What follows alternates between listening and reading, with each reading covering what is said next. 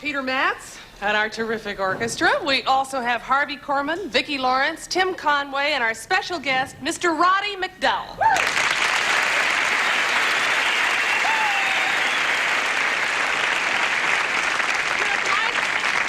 See what y'all have to say. Yes. Do you plan on making any more movies? Yes, I have great plans to make movies. Yes, the producers don't have plans to call me, but I have great plans. Yes. Carol, you're so vivacious. Where do you get all your energy from? Thank you. I take tons of vitamins. Now, I know some doctors don't believe in them and some doctors do, and maybe it's all up in the... But I really believe in them. I feel much better. I've been doing that for about 2 years, and just piles of them, bottles like that. Yeah, but don't pop them indiscriminately. Get a doctor, a nutritionist to prescribe them for you. Don't just go popping vitamins. Well, it's working. Thank you. Yes? It's a duet. Of all the characters you've ever portrayed, which has been your favorite? My favorite right now is Eunice. I love doing that. That's fun. Thank you. Yes. Yes. What specials do you have coming on CBS this year? Aren't you cute? You sound just like a plant. You're adorable. What's your name? David. David? And who asked you to ask me that? Anybody? You just thought of it yourself? How old are you? 11. 11? You're supposed to be 14 to get in here, but since you... Don't worry, David. By the time we finish tonight, you'll be 14. It's a long... I am doing a special this year that'll be on Thanksgiving night with a lady named Beverly Sills, and we did it at the Metropolitan Opera House in New York City. But it's not all opera, it's a lot of stuff, and I think you'll enjoy it. Ask your parents to let you stay up late. It's on around 10 o'clock. Okay? Thank you, David. Yes? Who's your favorite actress? My favorite actress? Wow. Oh, I have quite a few. I love Glenda Jackson, and I love Shirley MacLaine. Those are the first two that popped to my mind. Yes? Will you do your Tarzan call? I shall do my Tarzan call for you because nobody ever asks for it. Okay.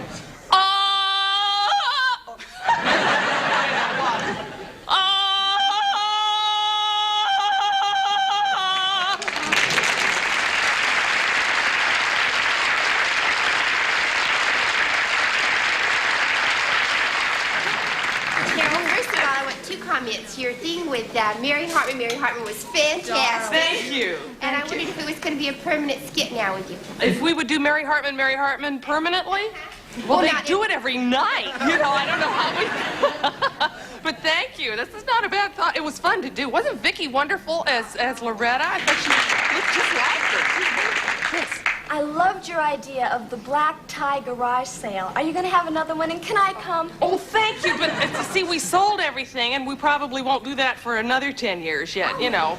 Will you wait? Okay. I'll wait. Thank you. Yes. Carol, this is the 3rd year I've managed to come to California for my vacation, and saying hi to you is always the highlight of my trip. Thank you. Where are you from? Newark, New Jersey. And this is the 3rd year in a row you've come out here and just really to seen see our show. How nice of you. Thank you. Well, You're I welcome. hope we'll be back a 4th year, and you will too. I hope so. Thank you. Yes. How's yoga? Oh, I love it. I know my sister has class with your teacher. Oh, Suzanne? Yes. Oh, really? Oh, she's terrific, isn't she? Yeah. I'm going to see her tomorrow. We have our class every Thursday and Saturday. Yes? Do you plan to do another cameo appearance on All My Children? I would love to do another cameo appearance on All My Children, but that's in New York, and unless I get back there, you know, and have a chance. Do you watch it? Yeah. Anne had her baby. Yes, Anne had her baby this week, and so far the baby looks all right. And they were worried about it and everything, and they think it's a beautiful little girl. And they're gonna find out that Kitty's mother isn't her real mother.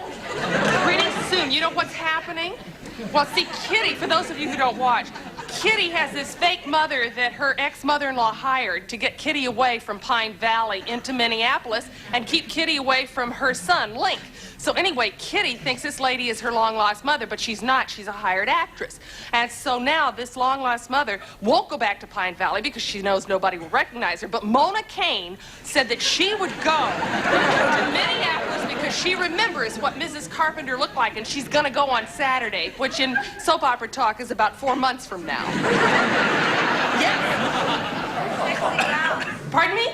Who made your sexy gown? Who made my sexy gown? Well, Bob Mackey designs all the clothes. All the clothes that all of us wear, even the really dumb ones for our show. And Bob is also the designer for Cher. He does all of her clothes. Notice the similarity. Well, you can't wear them all. Yes.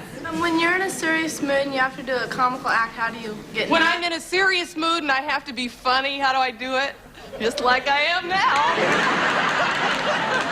Yes. How many brothers does Eunice have? How many brothers does Eunice have? Oh, you kept tabs, have you? All right, the first one was Roddy, and the second one was when Tommy Smothers was on. We did a thing where he was in the hospital, and he was one of our brothers, and the third was Alan Alda. So far, Eunice has 3 brothers. What are the other two's names? Philip, gee, you're really testing my memory. Philip, Jack, I forget what Alan's name was in the sketch. And then Eunice also has one sister who was played Ellen, played by Betty White. And Betty's going to be on again this season. We hope we'll have a family for her to do also. Any others? Yes, sir. How long have you been on TV? We've been on for 10 years. Okay,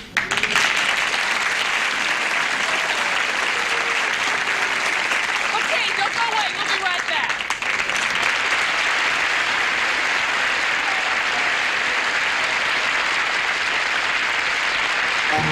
From Television City in Hollywood, it's the Carol Burnett Show.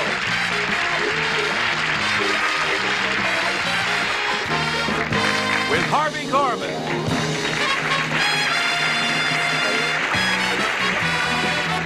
Vicki Lawrence,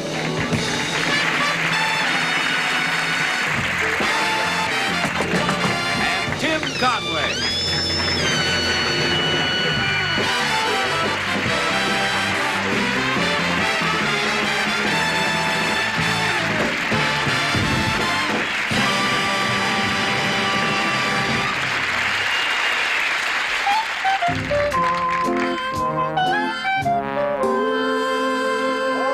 Tugboat, that's all finished now. All you have to do to get into your office is to press the little button underneath your secretary's desk. All right, that's locked now, right? All right. And that unlocks the door. See that? All right. Okay, that'll be all for now. All right, thank you very much. Why? Yeah, all right. Okay. Yeah, lift gate to secure the system.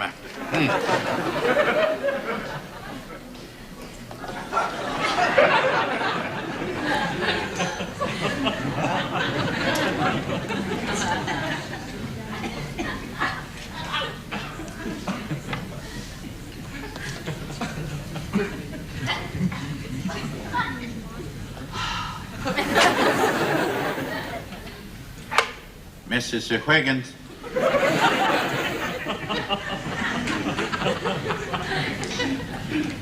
Mrs. Huygens.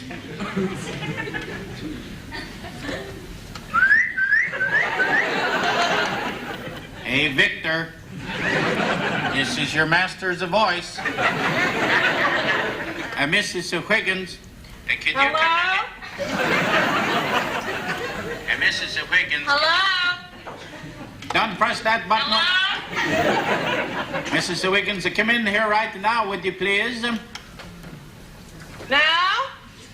That's right, now I know the W now.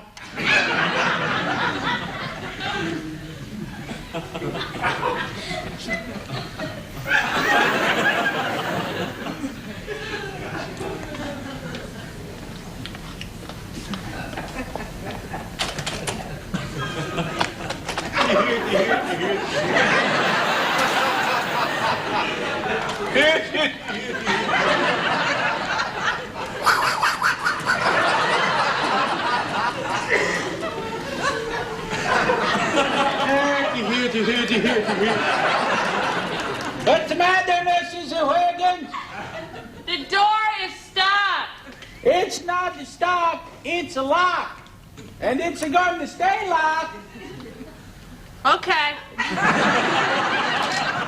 Don't you want to know why it's locked from the side like that? No. Say, Mrs. Wiggins, it's part of a new security system that we got in here. Oh. Now, I want you to learn how this works. Okay. You just to pay attention. I am. To me and not to those cuticles. Now, get over here now and leave those fingernails there. You know what I mean. Now, get over here right now, Jiffy, quick. Wow, watch out for the sonic boom. Oh.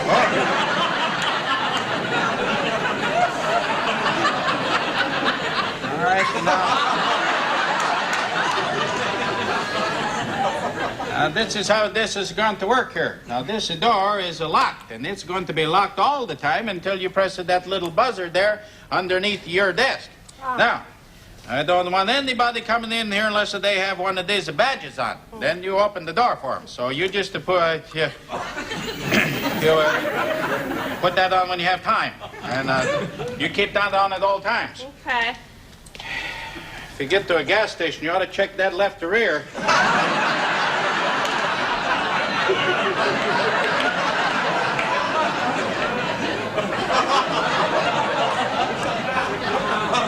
Now, you think you understand this, the way this works here? Sure. You understand that perfectly? Yeah. All right. Say, would you go into my office for a minute?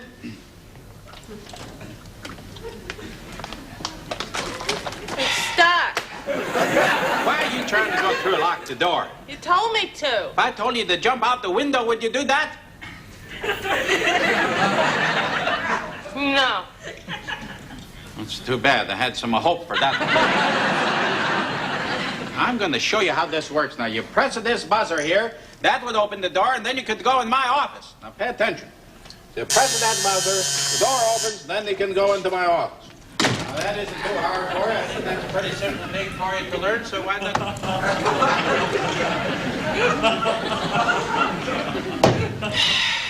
I don't mean to go in there now, you dope. Just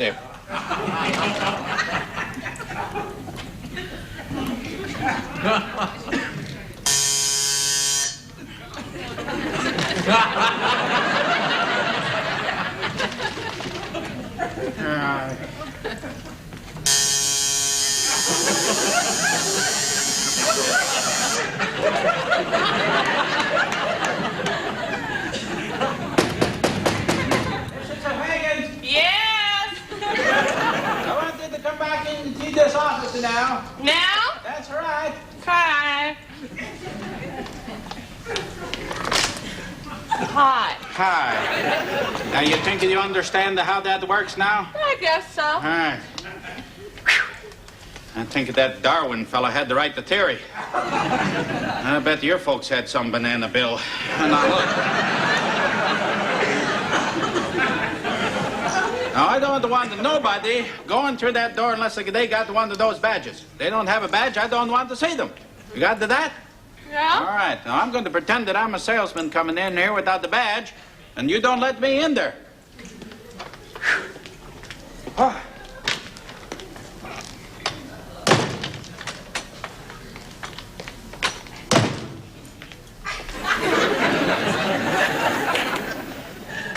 Hi. Hi. I'm a Happy Sam the Encyclopedia Man. Can I go in to see Mr. Tudball? Mr. Tudball's not in his office. Well, I know that. Well, why do you want to see him if he's not in? Well, I don't want to see him. I just... Well, then what are you doing here? Oh. I don't use... Let me try this again. Now, look. Don't let me in unless I got the badge, all right? Here we go again. Hi, I'm a Happy Sam the Encyclopedia Man. Hi. I'm here to see Mr. Tudball. Hi, Mr. Tudball. Hi, Happy Sam. How you doing? Real good. Can I come in and see you? Well, I have to check you with my secretary. All right, I'll try and get by her right now, even though I don't have a badge. Can I go in and see Mr. Tudball? Sure.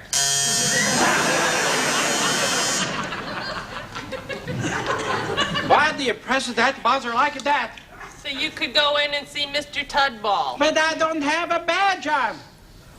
But you said, Mr. Tudball said for you to come in. He didn't. That was me. You can't. I heard him say for you to come in. Not even so under. I pressed That's the my buzzer. voice.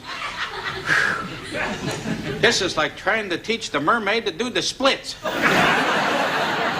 Oh, gosh. Now, look, I'm going to tell you one more time. Watch, my lips are real good. Now, look, I don't want nobody. I mean the nobody going into that door unless they got the badge on. Now, that's so simple that the child can understand that. You got that?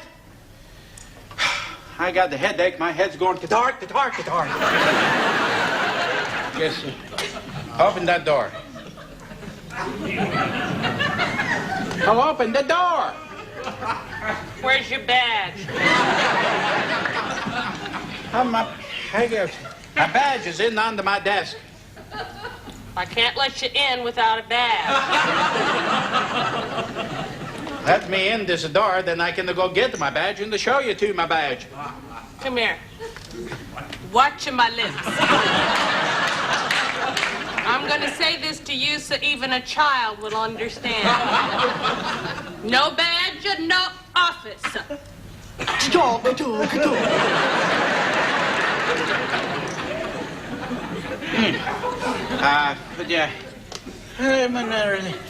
I'll tell you what, why don't you go out to the coffee machine and get me a cup of coffee then? Okay. Wait right here, don't you worry. Yes, sir, really well.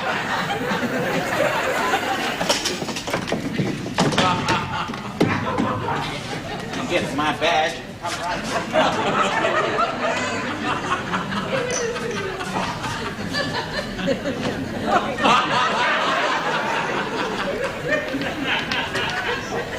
Here's your coffee, Mr. Tudball. Mr. Tudball.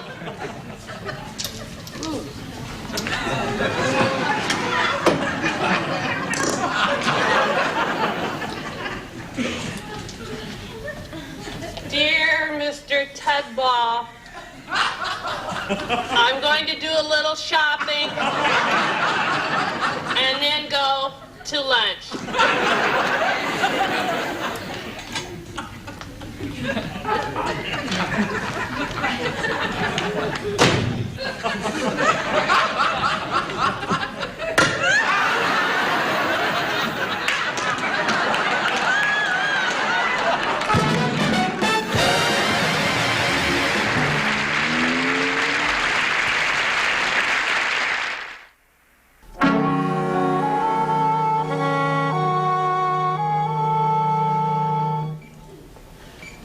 So when are we going to get this operation started? Well, now, Mr. Kramer, you wouldn't want us to start without the doctor, would you? You just lie back there and relax. Oh,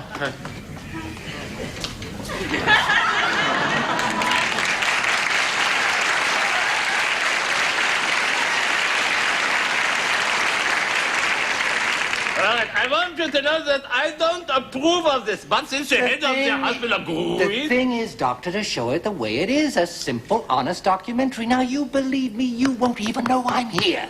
All right. Hello, Mr. Kramer, how are you? We're not going to give you a local anesthetic because it's not a very serious operation. Yeah, well, just a minute. Who's this guy? I didn't invite anybody here. What is that? I mean... Don't pay any attention to him. You won't even know he's here. Are you sir. I'm just backing back a little bit. We'll get this operation on the way. Syringe. We are going to have to do something about that light. What's wrong with the light? Can't you see the patient? Well, I can see the patient just fine, but I'm not picking up her eyes. But what about her pretty little nose? Do you want that too? Oh, sure. No, just a minute. I am supposed to be doing a serious operation on this man. Just a minute. You didn't tell me it was serious. Don't worry about it. I'm sorry to keep interrupting, Doctor, but when I show this documentary to the network, I want it to be something special. Network? You mean this is going coast to coast? Absolutely. The network's putting this on opposite Mary Hartman. They're fighting nuts with guts. I see. Well, I just thought this was all this local television station. No. Oh, well, in that case, well, don't just stand there. You heard the man moves a lot. Oh, my goodness. Well, I'll have to think about my national reputation here. Yes. After all, I am no looky, but I'm a singer. Are you ready? Yes. Roll it. Mr. Kramer. You want to go on your side? Mr. Kramer, would you mind taking bigger breaths? In that way, the bag will go in and out faster. Be more dramatic. Good. Now, hold your breath. Oh, that'll give the audience something to worry about. All right, are you ready? Scalpel. Ready for the incision? Excuse me. Yes? Thank you. What are you doing? Good, we're ready. Are you ready, Mr. Kramer? Here we go.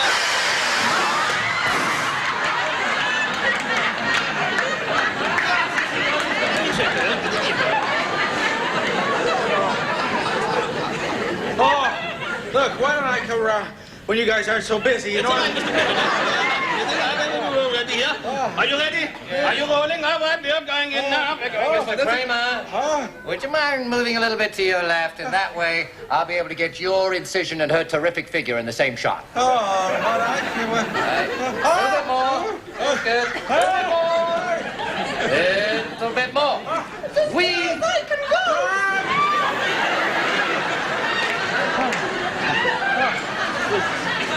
Sorry. Are you ready, Mr. Kramer? Okay. Are you ready now? Yes. Are you ready with the direction and everything? Hold it. What's wrong now? I am not getting what I want. I mean, it needs more suspense. It isn't playing right. Perhaps some medical complication. How about if I drop a sponge in? I dropped the sponge and I'm the doctor here. Wait. Hold it. Oh, hold it, my dead body. I'm not having any sponge in here. Terrific! That's it! Want to finish? Here, you hold this. What? What are you doing? Anything to finish, All right, are you ready now? Action! Are you rolling? All right. We're going now. Get this here. All right, now we are going in for this. Oh, that's beautiful. You think? That expression of mortal terror in your eyes. Don't lose that. Oh, he's lost it. Cut! I am. No. It's not playing right. Well, I'm doing my best here. Right. Oh, no. It's the angle. It's the angle. All right. Are you ready now? Yes. All right. Camera. Action. All right. We're going in for those gallstones now. Hold it. What's it? What's the matter? Gallstones? Yes, they're very bad. They must come out. But I did a gallstone operation last month. You mean this mean that we are not going on the TV? Well, I can't have one gallstone following another gallstone. Well, perhaps there's another operation we could do, but one that you haven't done before. Hold it. Wait a minute. What do you mean another Who one? asked you? Mr. Kramer. Oh, there is one operation we could do. Yeah. It would make a terrific show. Yes. Oh, but I think it's too complicated. Complicated with these hands? Try me. This? Oh, yes. Very interesting. Mr.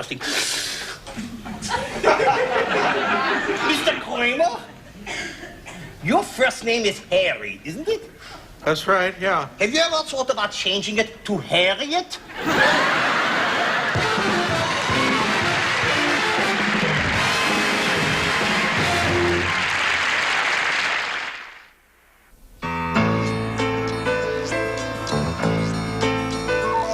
Came in one night from Omaha, worn out, 'cause she never could sleep on trains.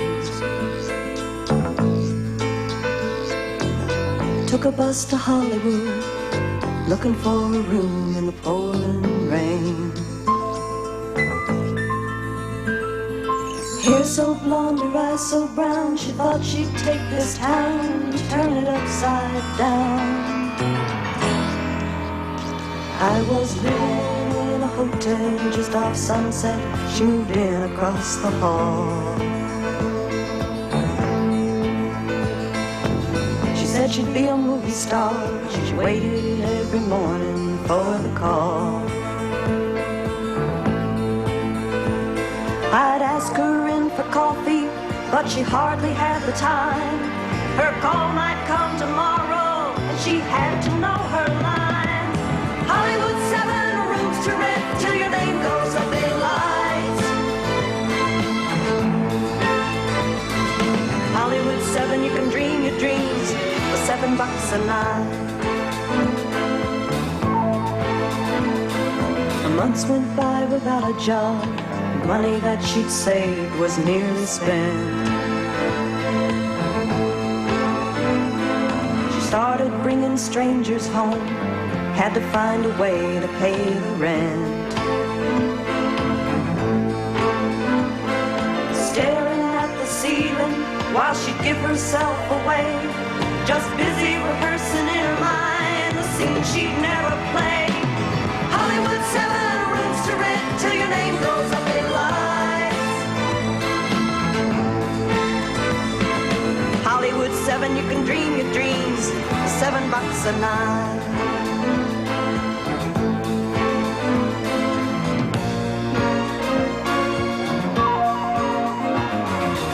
I found her there one morning when she didn't come for coffee when I called.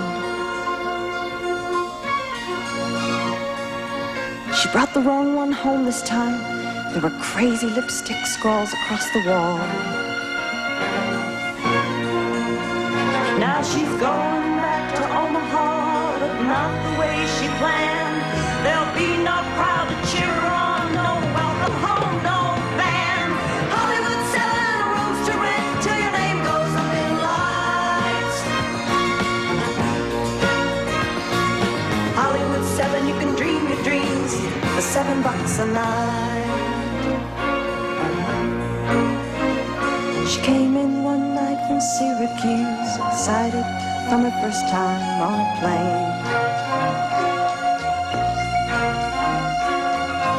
Took a cab to Hollywood, dreaming of the lights that would spell her name.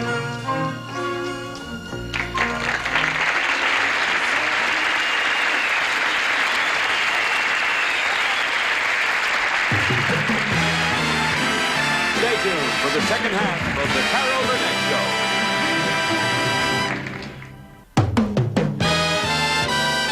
And now, back for the second half of the Carol Burnett Show.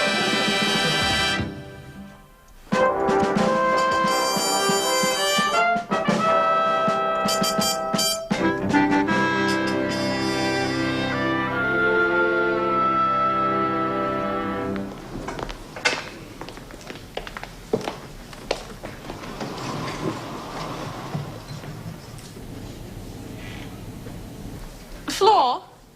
48.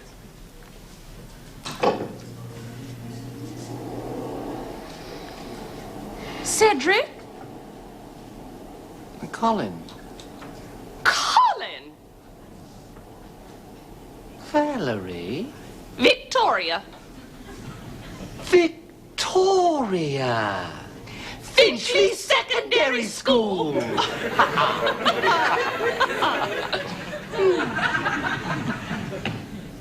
No. Yes. No. Rabbit Rensford. But, Brace it. miraculous. Thank you. Rugby. A choir. Choir. Orchestra. Rugby. Rugby. Cheerleader. Yes. What? Of course. What?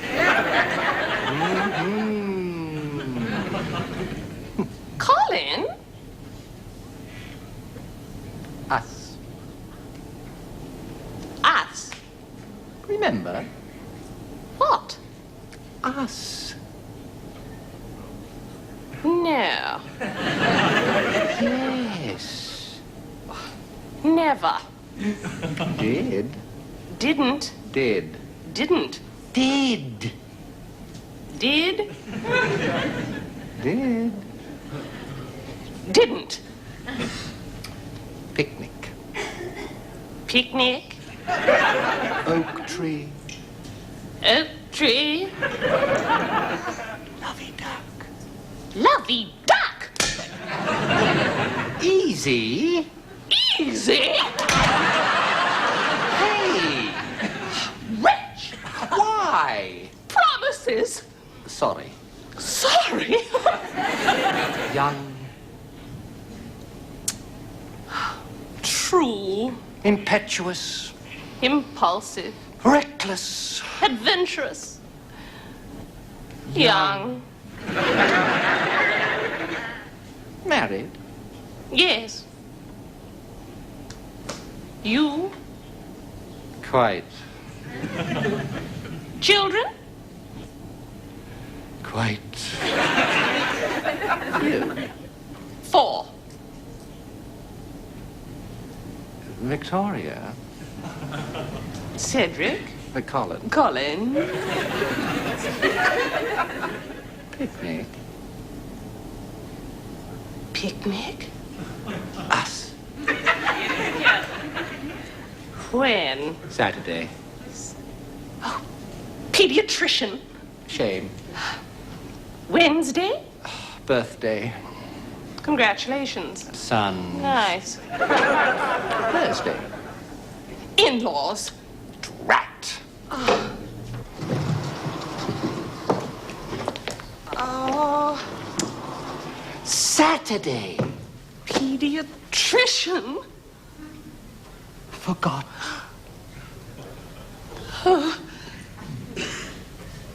Well, Sometime. perhaps. Pity.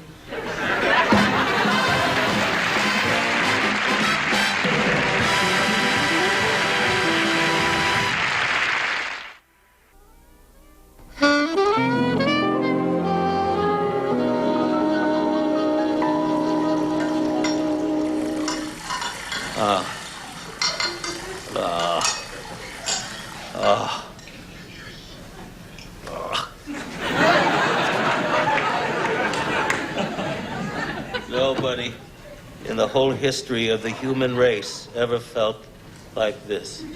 You wanna bet? No. I'm sorry, honey. Here, why don't you take this? I think you need it more than I do. Thank you, sweetheart. Oh. I think maybe I'll sit up. Maybe the pain will go down to my feet. What a mess. I sure hope we had a good time last night. Whoa. Sweetheart, you don't have to do everything. Here, let me give you some help.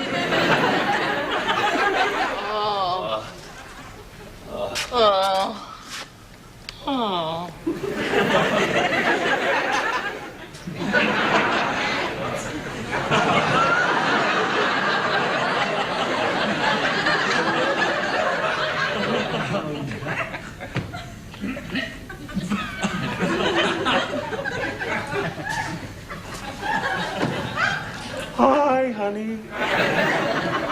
Hi. Sweetheart, do you remember who all was here last night? Oh, I remember who we invited, but don't ask me if they all showed up. Why? Huh? Why? Something on your mind? No, nothing on my mind. Just, in case I get a thank you call or something. Well, if anybody calls, all you have to do is pretend to remember and just say, "Oh, you're welcome. It was nice having you."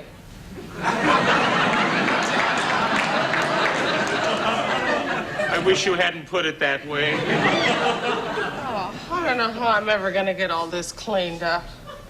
Oh.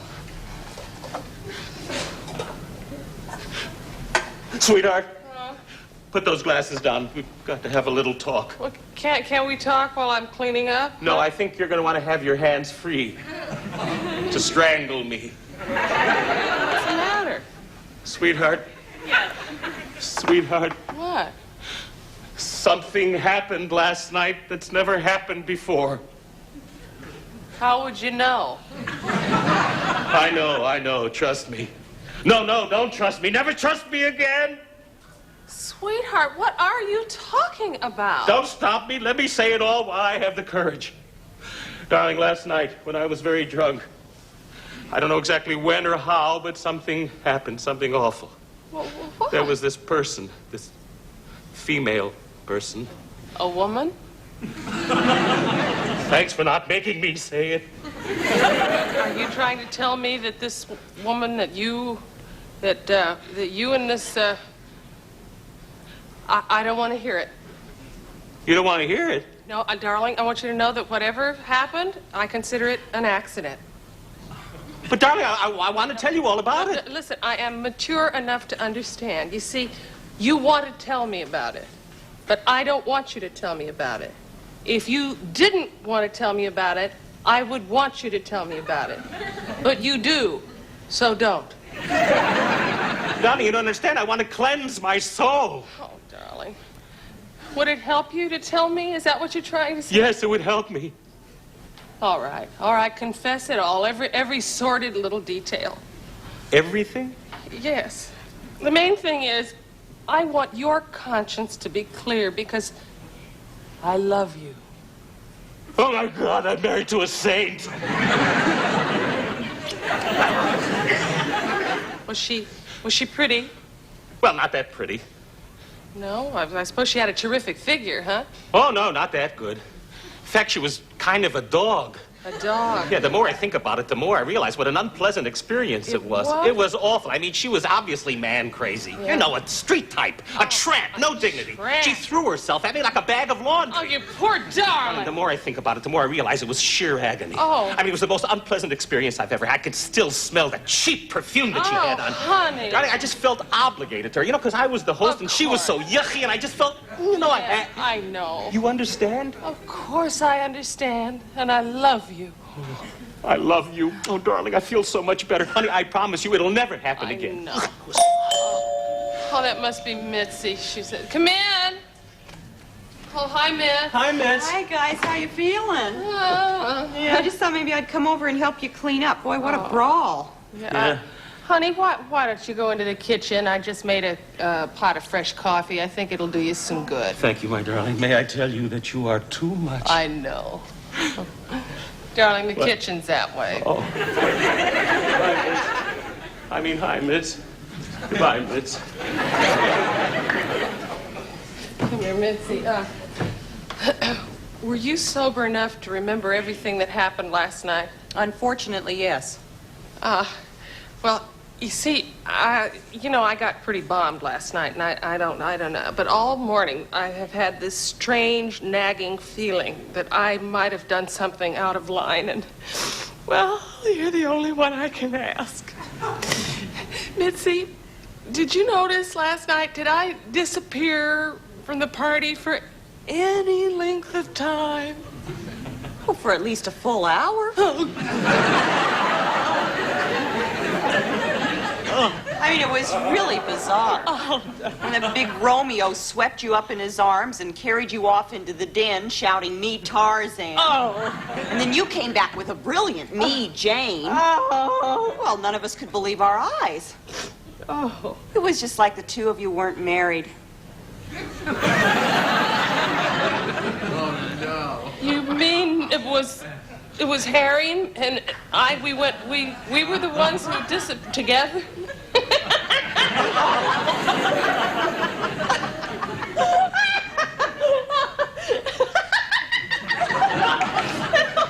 All morning I've been thinking that I'd done something wrong, and then poor Harry. He's been telling me that a dog.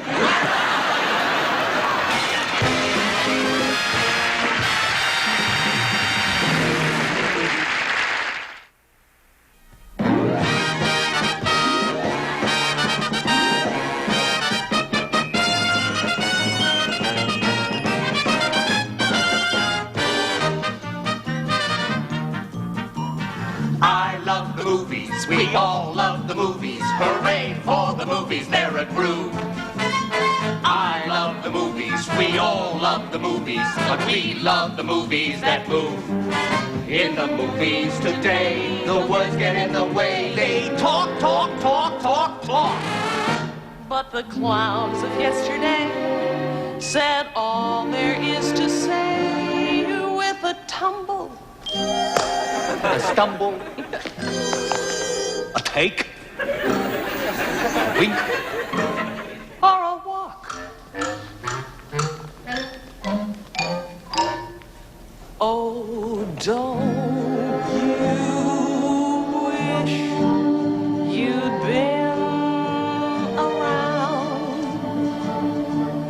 when they said it all without a word, without a sound. The great things they could do with just a prop or two. A Keystone Cop or two. A damsel in distress. Oh, yes, they were inspired. Insane. Absurd. And they said it all without a sound, without a word. And in each simple situation, they'd find something new. Some crazy comic complication, some new shtick to do. Then they'd extend it and bend it, and oh, how it grew. And soon the cops were coming, and cars were stalling, doors were slamming, and pants were falling, knees were knocking, and hats were blowing, boats were rocking, and slits were showing, eyes were popping, and kids were crying, trains were stopping, and pies were flying. Look out, here comes a pie in the face. Then ultimately, obviously, inevitably, the chase. Oh, yes, we wish we'd been around when they said it all without a word,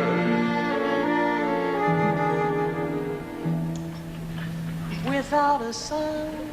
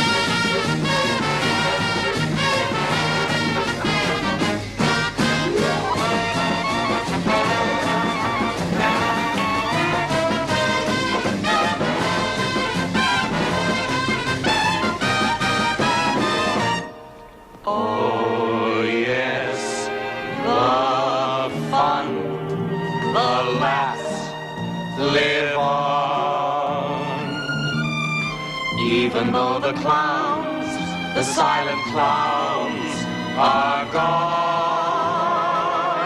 And how we wish we'd been around when they said it all without a word.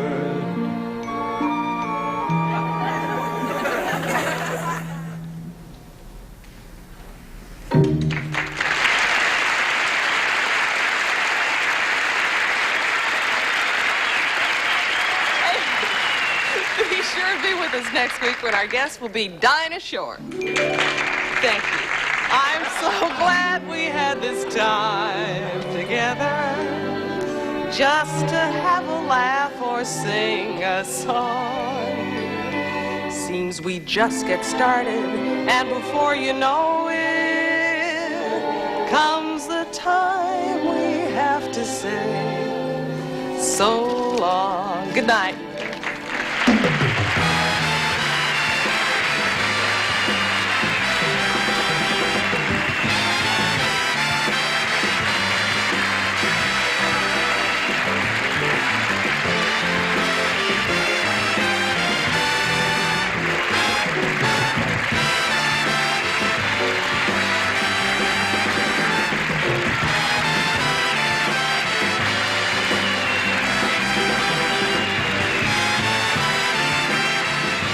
Hollywood 7 was previously recorded.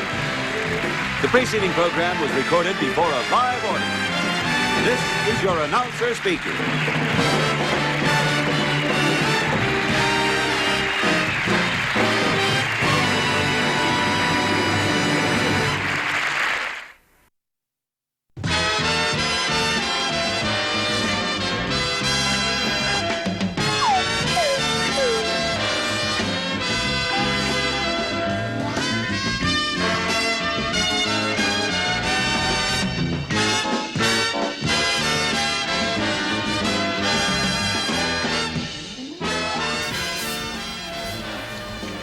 Excuse me.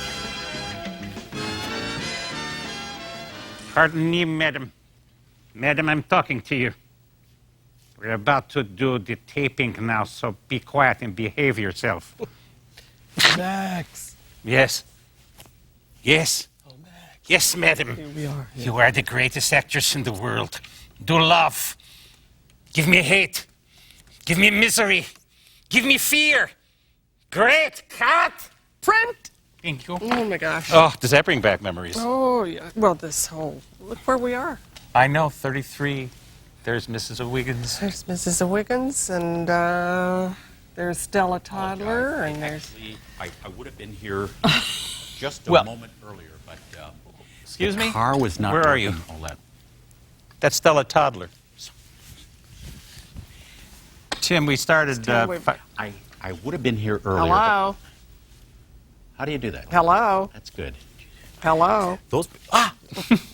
Mrs. Hi, Wiggins. guys. Boy, that was good to hear you guys doing that again, you Yeah, know? do you like that? This whole studio brings back such warmth. And memories.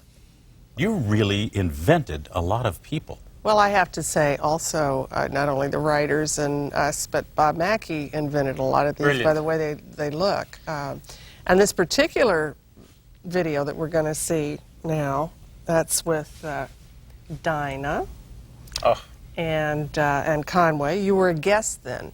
Yes. I don't know how many of you know that everybody thought that Tim was always on our show as a regular. He was an irregular. He would come on, 2 or 3 times, no, twice a month, maybe once a month, something like that. It was less than the plague. Yeah. And finally, the 9th year, we ran for 11 years, the 9th year, the penny finally dropped, and we said, why don't we have Conway on every week? Now, one we've got, I think in this tape, it's the Butcher. The Butcher, and Anthony Hopkins, I think, was in the audience, and I was so nervous that he was there. Yeah. And of course, but this is also the show with Went with the Wind, isn't it? Oh, yes. Now that was where you play Ashley, and you Rat Butler. better than Clark Gable, too. Well, you look like him when you come in and that out. I did not know what I was going to do until I got into that uniform, and it's the like mask you say. became the face. And then That's what suddenly happened. I had it all on. Yeah. I had the mustache. Yeah. I walked on, and it was there. I was just astounded. Clark Gable? The sketch is brilliant. The writing is wonderful in this. It's a true movie parody. And so they had written that, you know, when I come down the staircase, they had written, would have been funny anyway, that I'd ripped the draperies down and thrown them over my head and just came down all sloppily, you know. I walked into costume fitting that Wednesday. We always had costumes. And Bob Mackey said, I have an idea. What, says I? And he said, how about this? And he held up the curtain rod with the draperies on it. I fell on the floor. I said, this is the most brilliant sight gag I think I've ever seen. And of course it was, you know, when I came down those stairs. I know. And the whole That was thing. a classic, It was a classic. And so that's kind of what everybody remembers. And I'm happy that we're showing the full thing in its entirety on this tape because it's brilliantly written. What we did in looking over these tapes again, I mean, it was sensational. You did a These shows- Broadway show every We week. did a I mean, Broadway musical numbers, review every reviews. week. And our record, our average was so high, it was really extraordinary. I must say it. I must say it. It's the truth. Mine was a lot higher than yours. I think you had a tendency to do a lot of laughing during the sketches, which I thought if I didn't laugh, was very who would? unprofessional. At some that's of your true. craziness, your nonsense, your unprofessionalism. You're really getting on my nerves. Thank you. I hope to. Okay, guys, okay. Thank you. We'll Sorry, be right ladies. back with the next one. Smack you.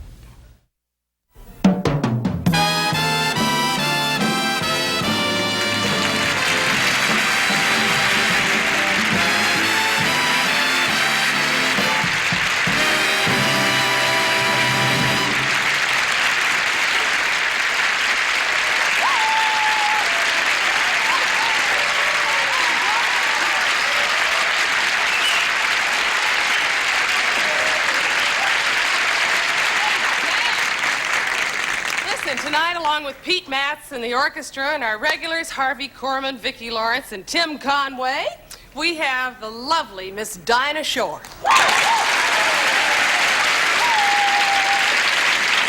Listen, Dan, I gotta tell you, there is a young man in our audience tonight. He is, you know, I've always said I love James Stewart. You know, when I grew up, he was my favorite actor.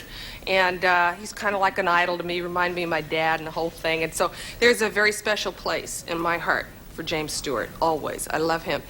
But I will say, sitting in the audience tonight is my favorite actor today. Marvelous man, and his lovely wife, Jenny, Mr. Anthony Hopkins.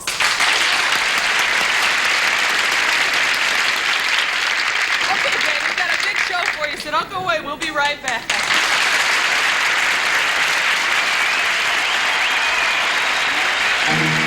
From Television City in Hollywood, it's the Carol Burnett Show.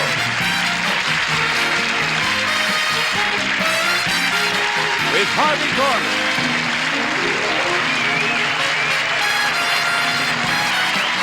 Vicki Lawrence,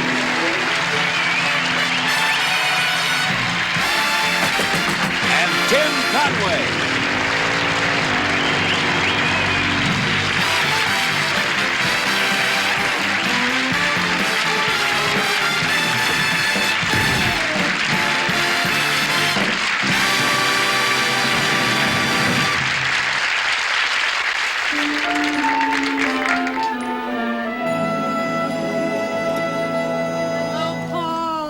Hello. Vodka martini, please, straight up, no olive. I'm so sorry I'm late, Paul, but my board of directors meeting ran much longer than I thought it would. No problem.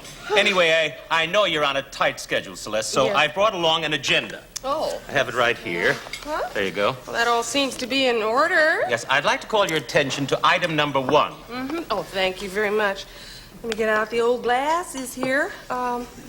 Item number 1 to be discussed. Yes, the ramifications are so diverse, I thought it would be better if we hashed item number 1 out verbally. You know, to get your feedback first before I submit a full report. Very well, then. Why don't we discuss item number 1? Well, in brief, Celeste, I'd like you to be my wife. I understand. Go on. Well, recently it's come to my attention that you and I have been enjoying each other's company with escalating regularity since fiscal 74. And I might add, we've been showing increasing profits ever since. Except for that one dip in the second quarter this year. A momentary loss of confidence. But I have brought along some position papers here detailing the various factors that you'll probably want to consider. They're very important here. There's children, religion, your mother, right here. Restraints are definitely in order here. I think so. I wonder if you would take this one, Paul, and capsulize the essence of that paper for me. This one? Please. Children? Of course.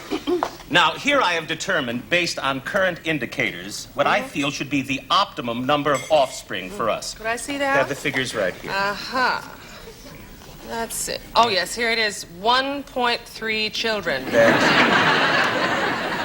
I'll have to get back to you on that one, Paul. Shirley. See, now this I can look over later. Actually, what I would be interested in hearing from you now would be your analysis of why you think marriage would increase our marginal utility over the long term. I've done my homework in that area. Now, let's see if you can follow my reasoning on this, Celeste. Now, based on an analysis of available data, I love you and you love me. Would you mind if I made some notes? No, certainly. Have a pen? Here, sure. Thank you, Paul. Let me see here. Let's see. You love me. Yeah. And what was it? I love you. I love you. I just want to... You know, it always helps me to have these things down in black and white. Well, I think that covers the emotional aspects of our relationship pretty thoroughly. Let's see what else. The physical. Oh, yes, the physical. But I'm sure everything is in order there. Now, let's see. Just a minute, Paul. When it comes to the physical, I definitely do have some reservations. That second quarter dip. Well, Celeste, I was simply a victim of a momentary depression. But you must agree that I rallied during the following quarter. A sluggish recovery at best. Really, Celeste, I thought this was an area that we had pretty well gone over. If you recall, when you expressed your reservations at that point, was I not responsive to them? I must admit you were. You know, as a matter of fact, I was recently going over the notes that I took that evening. Notes? You took notes? Paul, I always take notes. Oh, yes, here it is. Well, you know something, you're quite correct. As a matter of fact, you put it quite succinctly when you said, quote, "Please believe me, this has never happened to me before," unquote. You not only take notes, you take very accurate ones. Well, I wonder, would you mind if I mulled this over a bit and got back to you at the beginning of next week? Sure, that's all right. Excuse me, will you? I have to visit the washroom. Surely. Oh, could I have the telephone, please? Thank you.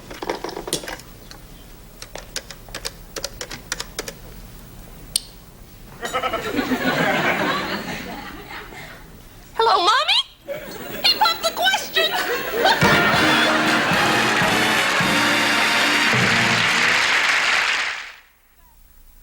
Ladies and gentlemen, the fabulous Miss Dinah Shore.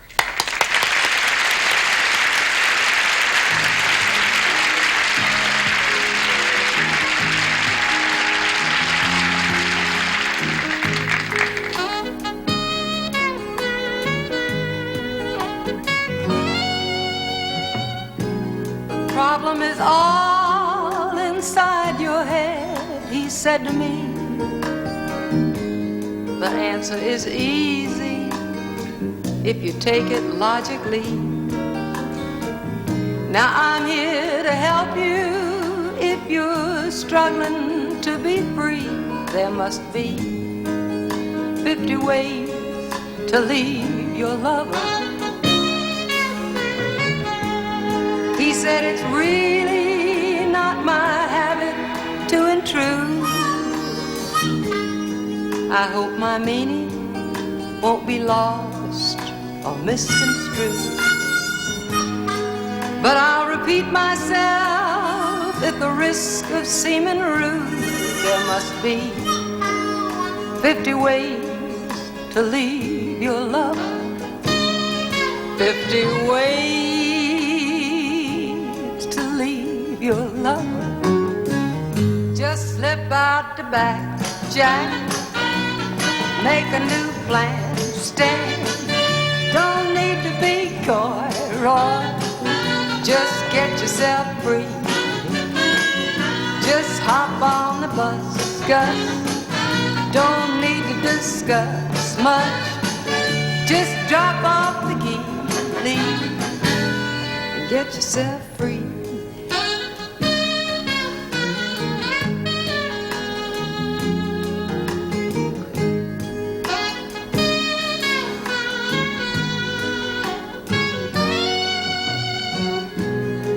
He said, it grieves me now to see you in such pain. I wish there was something I could do to make you smile again. I said, I appreciate that. And would you please explain about those 50 ways to leave your lover? He said, why don't we both just sleep on it tonight? I'm sure in the morning you'll begin to see the light. And then he kissed me and I realized he was probably right. There must be 50 ways to leave your lover. 50 ways to leave your lover. Just slip out the back, Jack. Make a new plan, stand. Don't need to be coy, Roy. Get yourself free. Just hop on the bus, Gus. Don't need to discuss much. Just drop off the key, leave. Get yourself free. Get yourself free. Just get yourself free. Get yourself free. Just get yourself free.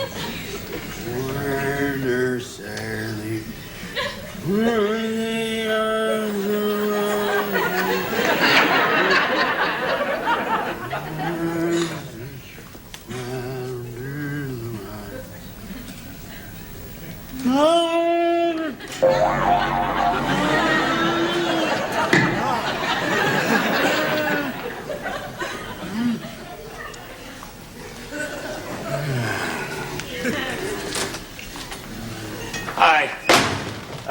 I'm kind of in a hurry. Could I have a pound and a half of ground round, please? Cease. And take an order here until you take a number.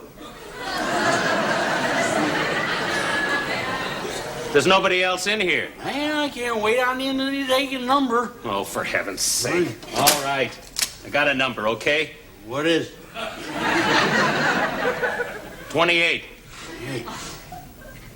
That's your number. That's my number. Now, could I? All right.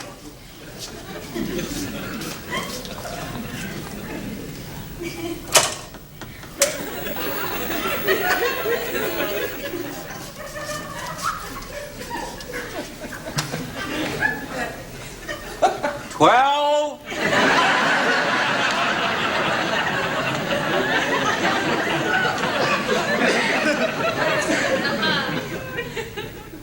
Number 12.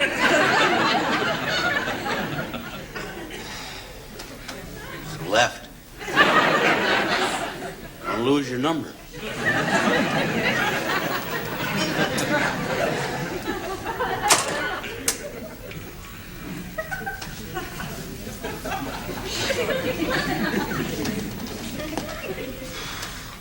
Her team. Will you stop with that? I want some service. I'm in a hurry. I should have been home a half hour ago. Come on, move it, will you? Stuff here, that's the trouble. People don't slow down nowadays. Take your time, for crying out loud, and get a chance to stop and smell roses. Can I have a pound and a half of ground round? Don't talk into the chickens.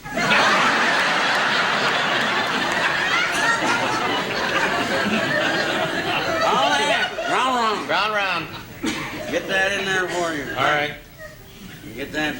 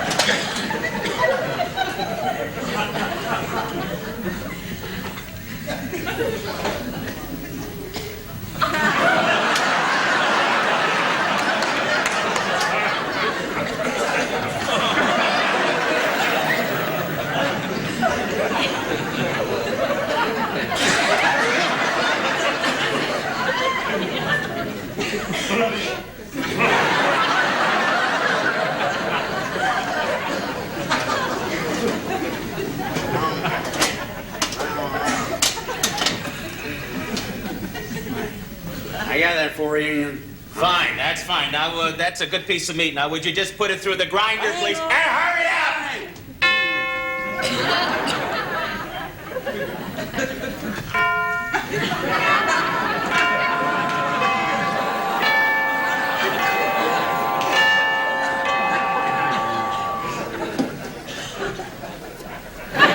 Don't look in the chicken. Will you hurry? Right, rushing right down there. Not yelling at me. Having guests for dinner tonight. No, well, you ought to do something for that. Hey, get it down here. Put it down. Put that right through the grinder for you now. Want all that ground? Yes. Right. Right.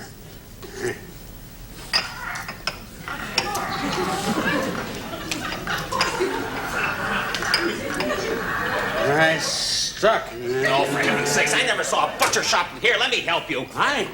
Hey. All right, it's going. Wait a minute. Wait a minute. You got my time. Wait a minute. Wait a minute. Wait. Wait a minute.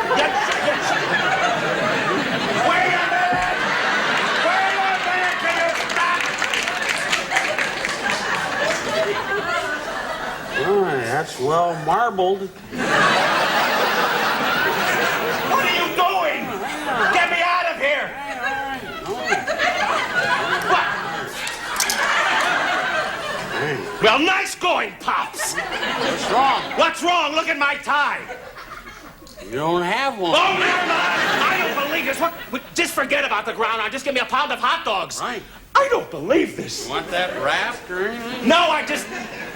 Right. Give me a pound of hot dogs. Yeah. My wife will never believe this. Boy, is she going to be angry. Where are you? You want hot dogs or you want a weenie? Hot dogs. Pound. Okay. Here they are. These are nice. I had these hot dogs for dinner last night. Real good. Yeah, they look good, but it's not a hot dog. What is it? It's a pork chop. No wonder it kept slipping out of my bun. Oh, never mind. Just give me those hot dogs right there, will you? Now wrap them up so I can get out of here. Thanks. I don't believe this. I got them all, all right. All right, just wrap them up. Want these gift wrapped? No, I don't want them gift wrapped. I didn't have any ribbons. Never mind, I don't need it. Just wrap them up, will you? All right.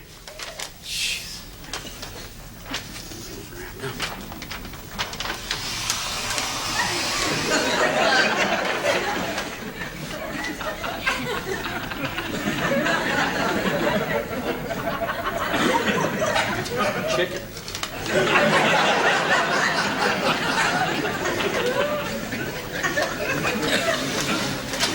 Just a little bit more body.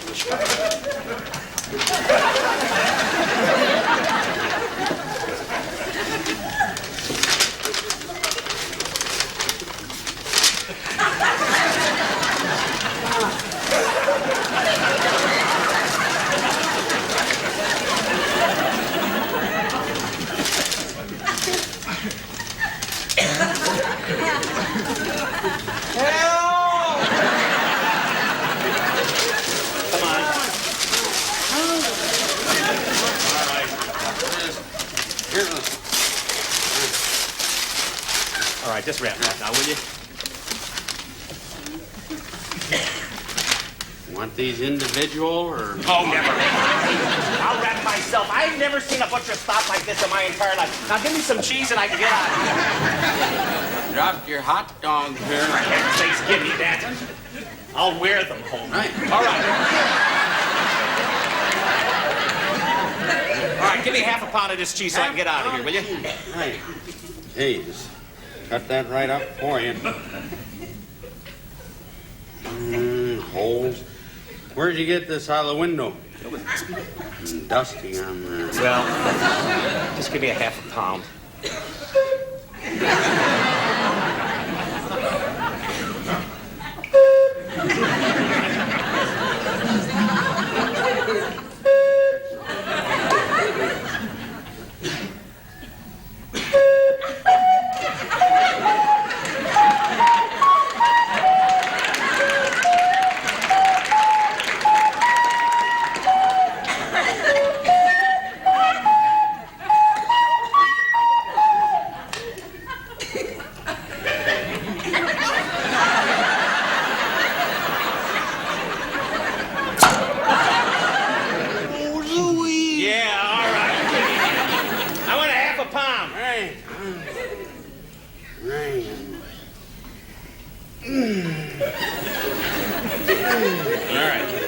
Okay, fine. There you go. I'll wrap that up. Never mind. I'll just take it just like it is. Just stay. No, just stay away. No, because you've done it. Better put that on. Oh, perfect. But you don't have. My lawyer's going to see you about this. All right, half a pound of cheese and a pound of hot dogs. How much do I owe you? Well, how does $20 sound? What? How does $3? All right, $3. Here, wait a minute. Here's a $5 bill. Right. Okay, I'll get your change. And hurry. I'll come right up. Where are you going? Get your change out of here at the cash register. It's in the freezer? I know. I put it in there. Now hurry up.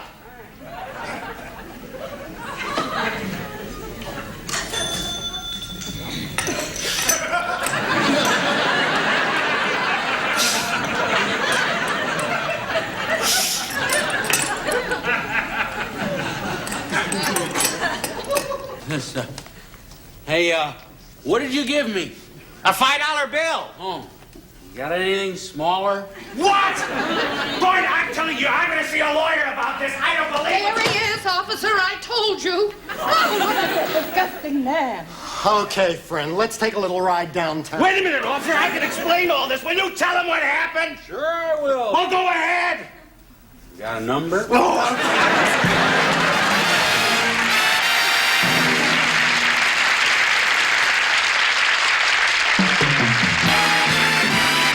Stay tuned for the second half of the Carol Burnett Show.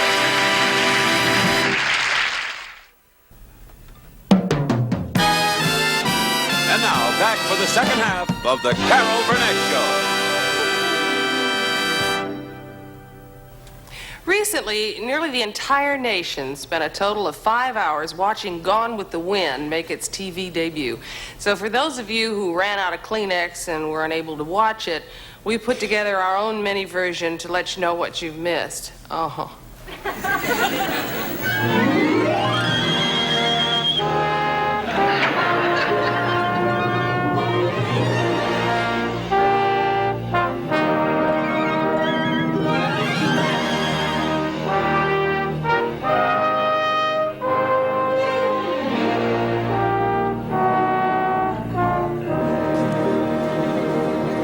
Afternoon, Miss Starlet.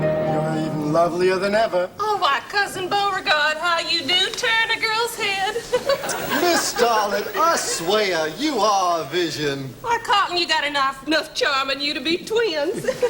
Remember me, Miss Starlet? Oh, Billy Joe, my goodness, I thought you jumped off the Tallahatchie Bridge.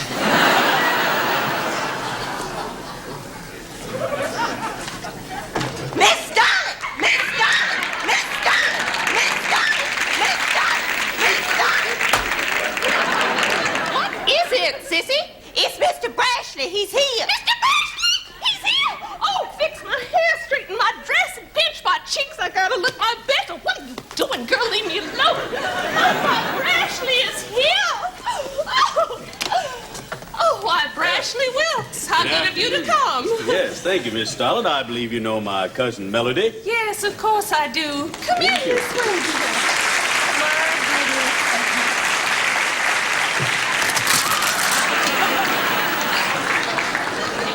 Oh. Brashley, darling, why don't you go into the parlor and I'll join you directly, huh? Well, what about Melody? Oh, don't worry. Don't worry about Melody. I'll take care of that twit. Hello, Melody. Hello, darling. How sweet of you. How kind of you to invite me. Yeah, I know, but come on in anyway. May I take this moment to tell you how very much I do admire you, and I certainly hope someday we can be as close as sisters. In the meantime, Melody, why don't you just stick your head in the punch bowl? I'm sure it could use a little more sugar. All right.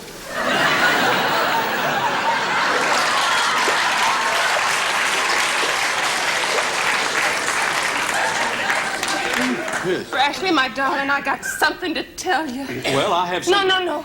Let me tell you mine first, and then you can tell me yours. Oh, Brashley, I love you. I love you. I love you. I love you. I love you. I really, really do love you. Now, what was it you wanted to tell me, darling?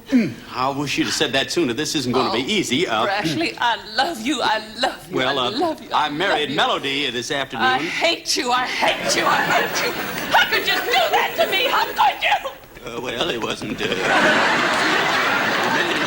Well, get out! I never want to see you again. Get out of my sight forever! Boy, for a minute there, I thought you were going to be mad. I'm just so upset I can spit. Oh! Hold on there, Scott.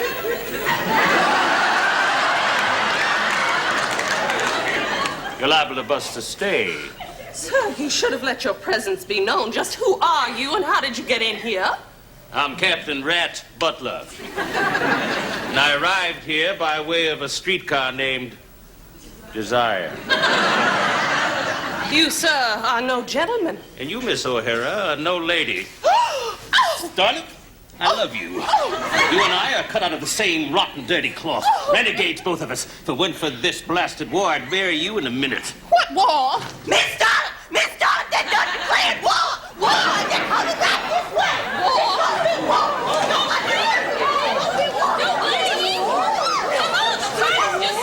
It's a shake of the night. Oh, shit. Well, fiddly-dee. Starlet, I'm on my way to war. A lonely soldier going to almost certain death. Don't you want to give me something to remember you by? I certainly do. That ought to do it. Let's go, Brashley. We don't want to keep the war waiting. Goodbye, my darling Brashley. Why, Starlet, your concern for my Brashley is overwhelming. You have a full and generous heart. You're sick. Miss Starlet, I'm so scared. All the guns and the noise. I hate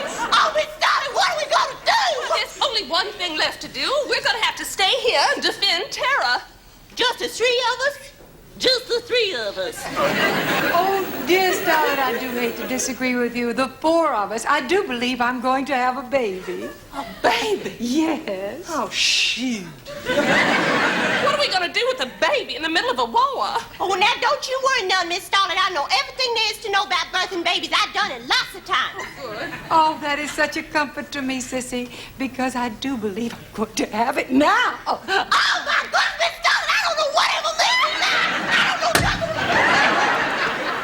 I'll try. Now, Miss Melody, you just go rest on the sofa, and Miss Starlet, you go on upstairs and get some clean linens and boil lots of water. I'll get the door. Ma'am, this is to inform you that General Sherman's army is now occupying Atlanta. You got a match? Oh, yeah, sure. Here you go. Thank you. Sissy, who is that at the door? Just some soldier. Great balls of fire! They're burning Atlanta! You better hurry up down here with them linens, Miss Starlet. This band ain't gonna wait for no fire. Oh, my goodness. Here's your hot water. Heavens. There's your linens. Oh. Oh. Oh, my. Oh, what am I gonna do? Oh. Starlet O'Hara is not gonna be trifled with. As God is my witness, these Yankees aren't gonna beat me. If I have to...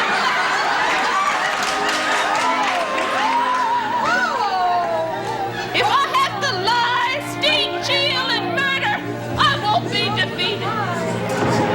And when this war is over, I'll never, never,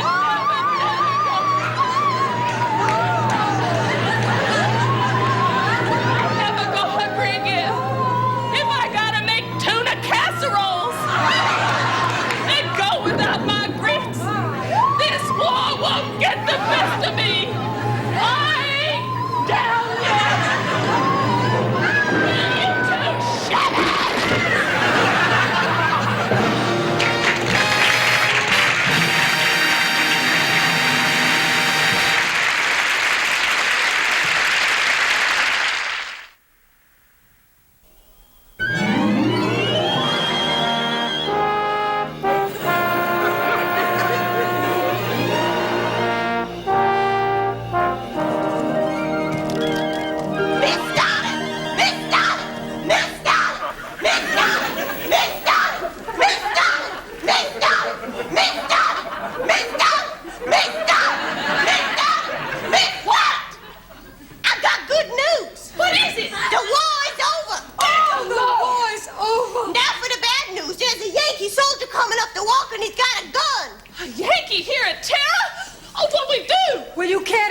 It simply isn't done. He's at the door! He's at the door!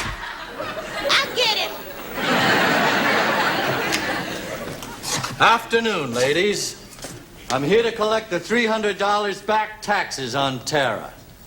Oh, well, won't you step into the parlor while I fetch my pocketbook? Very well, but you better be quick about it. I will. Why don't you just go right over here? Tell me, could I offer you a chair? Why, yes, I You don't mind got if I do.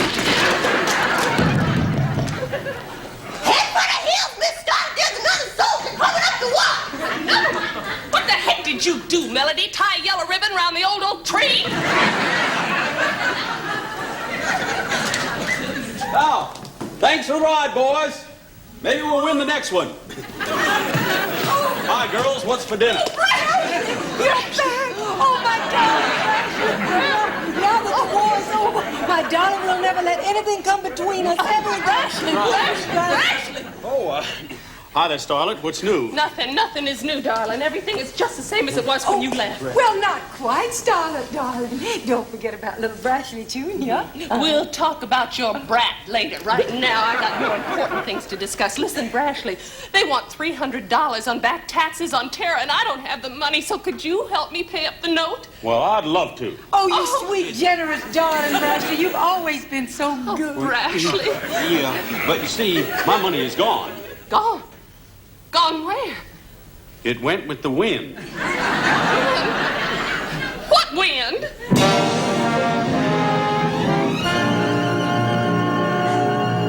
Well, that's pretty, but it doesn't answer my question.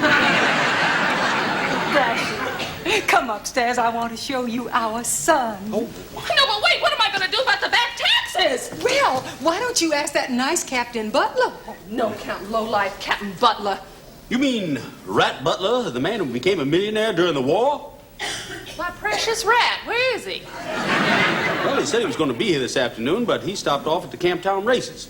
As you folks know, that track is 5 miles long. He was out there betting on a bobtail nag. I put $2 on the bay myself, of course. It's only a deuce, and he probably only played $2.60 to show, so I doo-dah. Brashley, darling, don't you want to go upstairs and see little Brashley Jr.? Brashley Jr.? Yes. God, I was hoping you'd kind of name him after me. Sissy, get in here. Oh, what am I going to do? Captain Butler is coming over, and he's got money, and I got to get it. And look at me. I look like the inside of a goat's stomach. What am I going to wear? Well, Miss Starlet, the Yankees done stole all your clothes. I know that, stupid. Look, Miss Starlet, isn't that Captain Butler's carriage now? Oh, Lord, what am I going to do? Well, I've got an idea. When he comes in, why don't you hide behind the drapes? Sissy, help me take these down. Well, what's she doing that for? Never you mind. Now listen, when he gets here, you just keep him busy. You understand? Yes, sir. Because I've got me a dress to make. Yes, sir. What I say? I'm making something.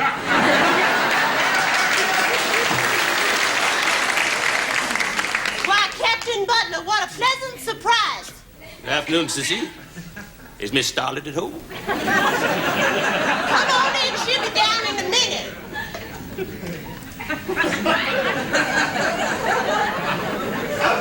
I really like what you've done with the place.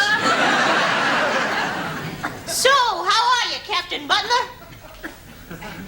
How am I? You ask that of a man who just returned from battle? Who returned from seeing brother pitted against brother? From seeing the world that he loved crumble beneath his feet? And you ask, how are you?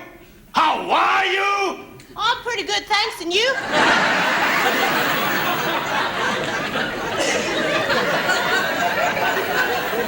I'm a man of many wishes, Sissy. I wish this filthy war never happened. I wish for a time when life was simple and beautiful. I wish I was in the land of cotton. Old times there are not forgotten. Look away! Look away? Look away! Dixieland. You know, that's real catchy. You ought to set that to music, Captain Butler. I wish won't come true, Sissy. It, like my dreams, have went with the wind. What wind?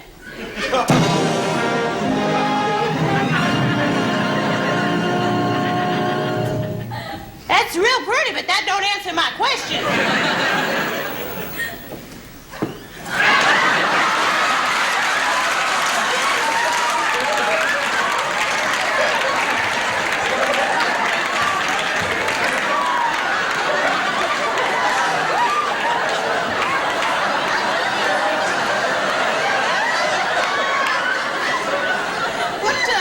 What brings you to Terra?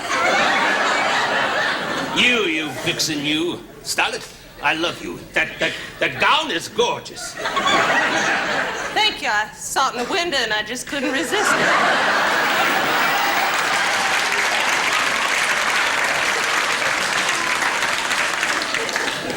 Starlet.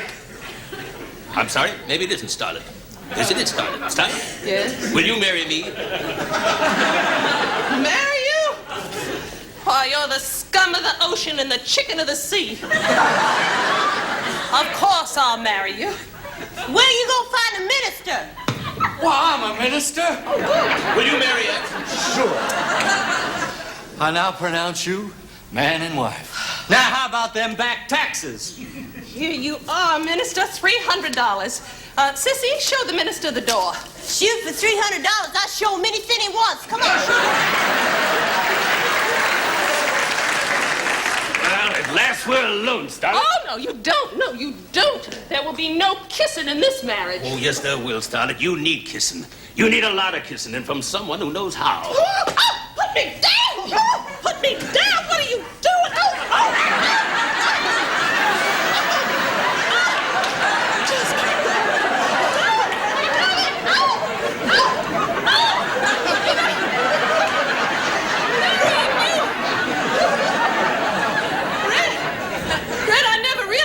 a virile, strong hunk of man you are. I'm yours. Now, Scarlett, I'm pooped. Shoot, this just hadn't been my day. Oh, Brashley. Oh, hi, Starlet. What's going on? I just became Mrs. Rat Butler. Would you like to kiss the bride, my darling? Well, Brashley, you know I love you. Well, I always seem to be interrupting your tender moments. Rat. Step out of the way, woman. This is between us men. Oh, perhaps I ought to get out of the way then. Wait, you!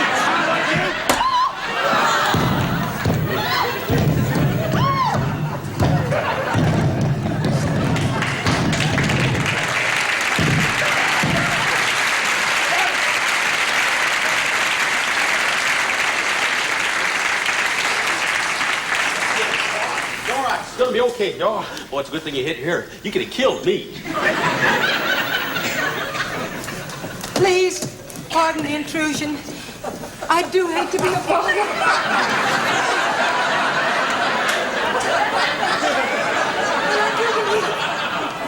I'm going to that great plantation in the sky. Wait a minute! Hold it! Wait a minute! Wait a minute! You can't go! You can't go! Wait a minute! Hold it! Just say that you got something that's going around. Please! Oh, is that you, my darling Brashley? Would you please ask Starlet to come here? I want to talk to her. Please. Right, I'll get it.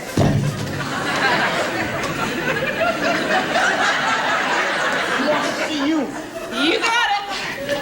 I'm coming, Nellie, I'm coming. Yes, Nellie, yes, what is it? Oh, my darling, Yes. like my sister. You are like my sister. Yes. I want to tell you, I've been thinking about our friendship all these years, my darling. Yes, Star. Melly. I want you to know how I really feel. Yes, Nellie.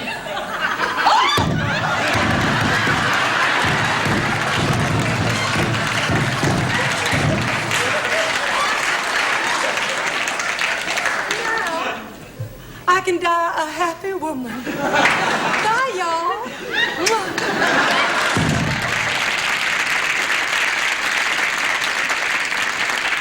She's gone! She's gone! She's gone! Look at her! She's gone! She's gone! She's gone! Gone! Gone! Gone! She's gone! Gone! She's gone! What? Brashley, you really do love Melly? You never let yourself believe that, could you, Scarlett? Oh, no, I knew he really did love her, but I never knew he really did love her. I really did love her. Now she's gone. She's gone. I really did love her. Now she's gone. She's gone. I really love her. She's gone. And I'm gone. Oh, Rat, my darling. Scarlett, a man loves like that only once in a lifetime. And once that love is dead, it can never be rekindled. Rat, what are you saying? Scarlett, Rat, I'm leaving you. leaving me? But what'll I do? What will become of me? Frankly, my dear, I don't get...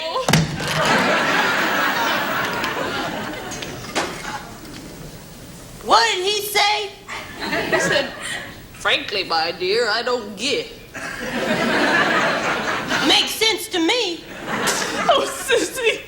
Sissy, what am I gonna do if I don't have Red? What am I gonna do? What am I gonna do? What am I gonna do? Frankly, Miss Starlet, I don't give a damn.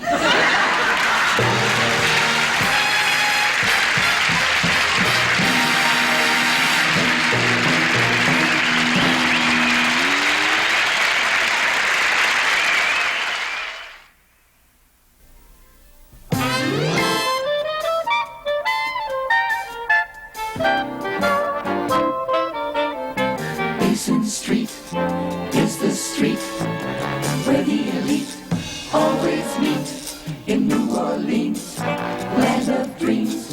You'll never know how nice it seems. You'll never know, you'll never know how nice it seems, or just how much it really means. Glad to be, yes sirree. Where welcome street, dear Julie, where I can lose my Basin Street blues. My Basin Street blues. My Basin My Basin Street blues. My Basin Street. My Basin Street. My Basin Street. My Basin Street. My Basin Street blues. My Basin Street. My Basin Street blues. Ooh.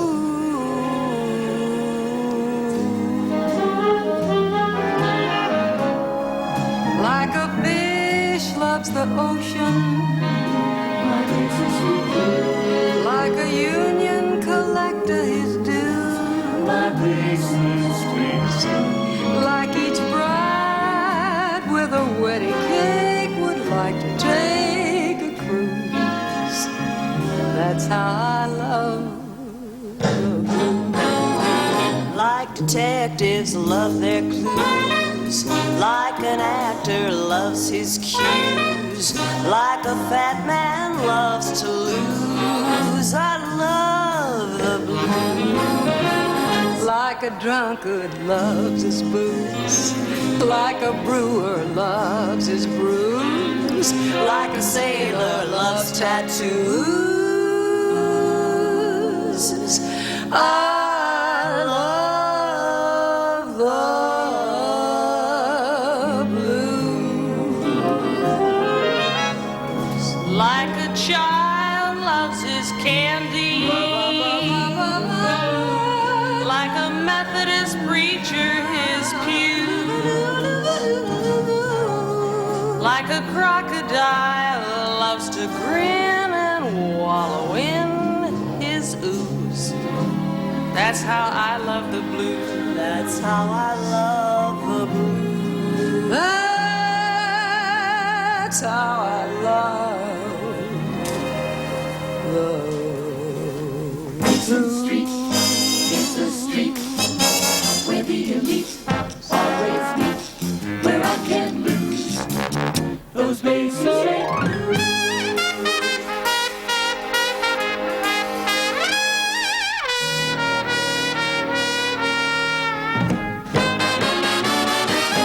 From a whippoorwill high on a hill, he took a new note, pushed it through a horn till it was born into a blue note. Practiced it, rehearsed it, and gave out the news. Then the Southland gave birth to the blues. I said the Southland gave birth to the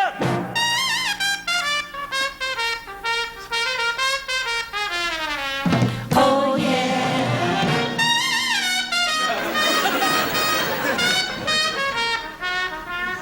Oh yeah. Was mad about him, sad about him. How can I be glad without him blues? He makes my dreams go up in smoke, and then he treats it like a joke. He's just an ornery sort of guy, yet I love him till I die. A good man is hard to find. You always get the other kind. So just to hug him in the morning, kiss him every night, give him plenty love and better treat him right. Because a good man nowadays is hard to find.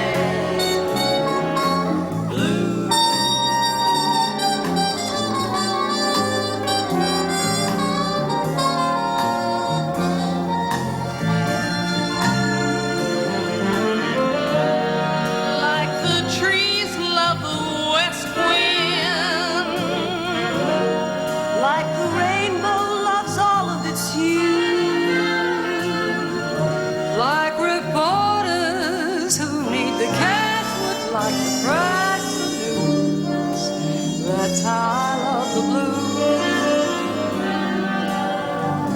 That's how I love the blues. That's how I love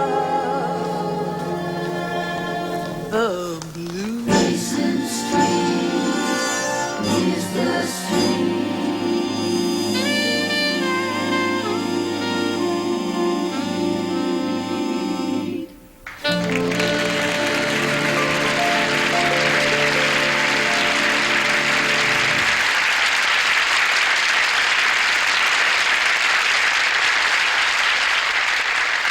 Thanks so much. Be sure and be with us next week, please. I'm so glad we had this time together, just to have a laugh or sing a song.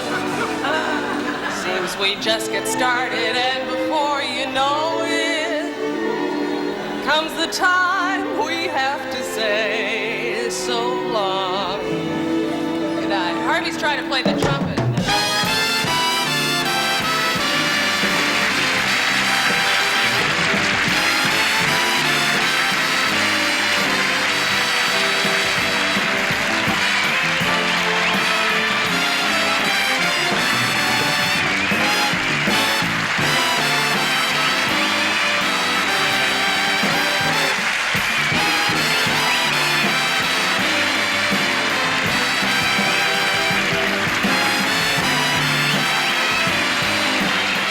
The preceding program was recorded before a live audience. This is your announcer speaking.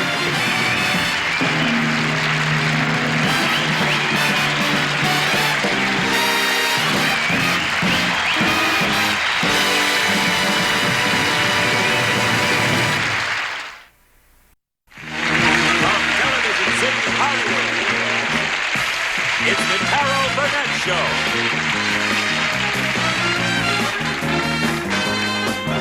With Vicki Lawrence.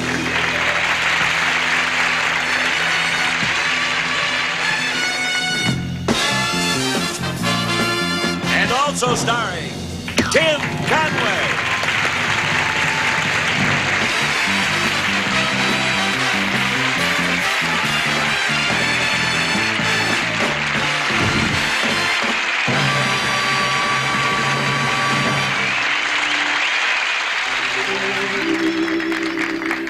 As the stomach turns.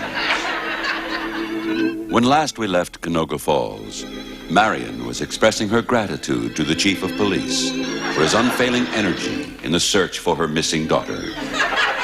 Captain, my captain, thank you so much for helping me to try to find my missing daughter. But Marion, we never found her. I know. Come back tomorrow and we'll try looking with the lights on. Oh, Marion, Marion, Marion, your face shows the grief a mother must bear. But you're bearing up beautifully, baby.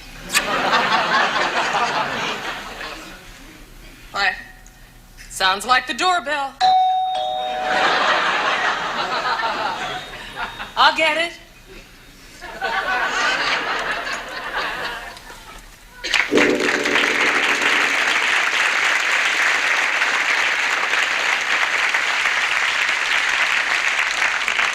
It's Donna Davenport, Canoga Falls' leading interior decorator whose work is known in every bedroom in town. The secret to a colorful and exciting bed lies in the sheets. I've always said that. Come in. I just heard about your missing daughter, and I rushed over to tell you now is the perfect time to turn her room into an upstairs den. Donna!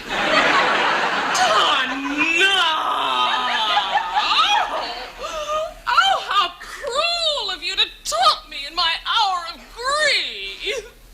I could use the extra room, though. How about something in early American?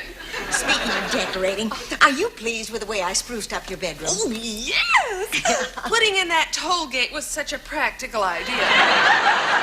Are you enjoying your new round bed? Are they comfortable to sleep on? I wouldn't know. I just want to run upstairs and see how it looks with the drapes. Oh, don't bother to show me up, dear. I'll just follow the path in the carpet.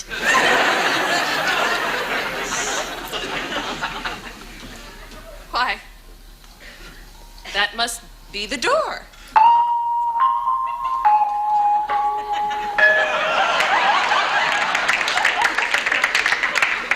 What a strange cosmic tune for my doorbell to be playing.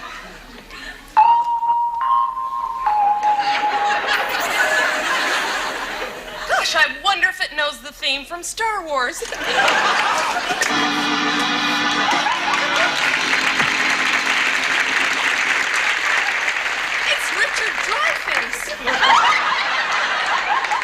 A lineman from the county and a rambling kind of guy.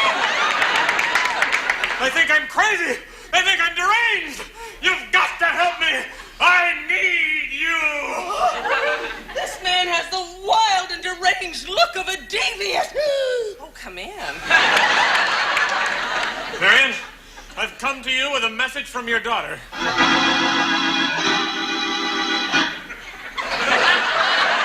My daughter? What did she say? Well, when I tell you, you may find it too fantastic and bizarre to be believed. What is it? Well, your daughter has been taken aboard an unidentified flying object. She's been taken aboard an alien spacecraft. I told her never to accept rides from strangers. I'll never forget that night. I was out of my truck on a deserted road off Highway 6. Suddenly there were bells and a loud crashing sound and this roaring noise. And then suddenly everything in the cab came crashing in down around me. Is that when you saw the spaceship? No, that's when I was sideswiped by a Winnebago full of nuns. Ever since that moment, I've been obsessed by this shape. I can't get it out of my mind. It's round and soft and curving. Oh, you've come to the right place. I don't know how to describe it, but I think that shape means something. It's important. It has something to do with where the spaceship is going to land. Ooh. Oh, if only I could make you see it. Oh, if only I could show it to you. You show me your shape, I'll show you mine. That's it. What? That's that shape. The table? The shape. Wait. What is the matter with you? This is it. What are you doing? He's off the wall.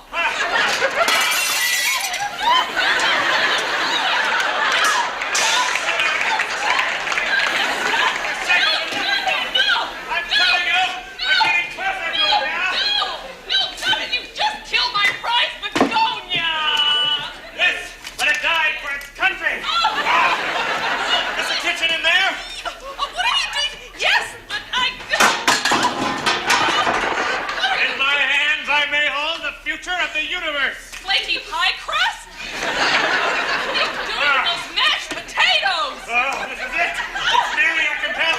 It's finally taking shape. Oh, no. It just needs a little salt. Wait. What? Now what are you doing with those eggs? Landing lights.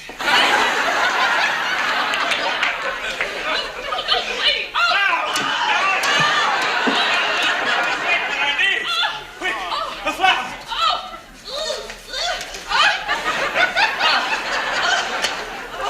You don't have a spare cat, do you? Look at what you've done with my potatoes! Stop it! Stop it this very instant!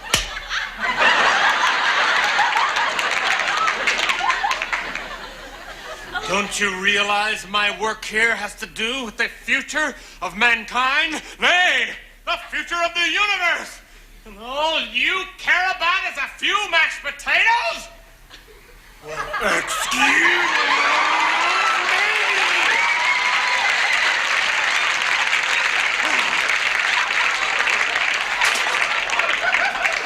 Now what are you doing? This is it! That's it? That's the shape! This is where the spaceship is going to land!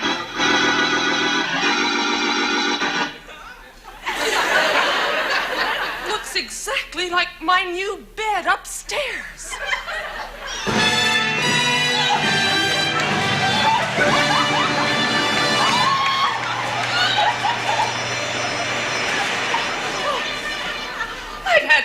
was in my bedroom before, but this is ridiculous. My eyes! It's horrible. It's hideous. It's obscene. Have you seen the alien? No, Marion's daughter's come back. My daughter? Hello, Mother. They've brought me back. It's my intergalactic daughter, Julian.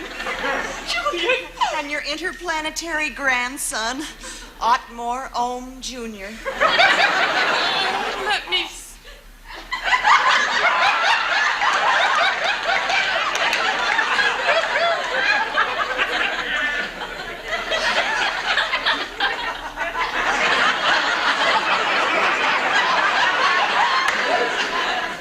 He's beautiful. And he has his father's eye.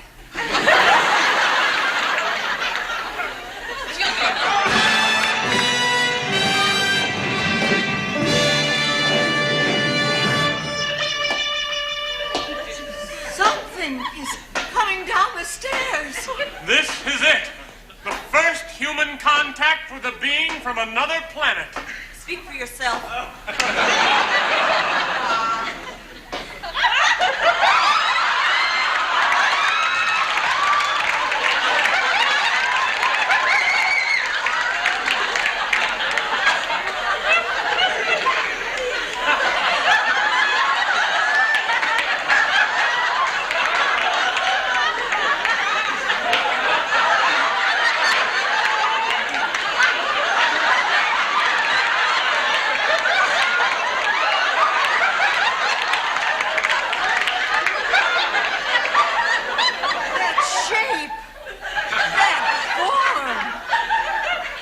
Why, he looks almost like the Pillsbury Doughboy.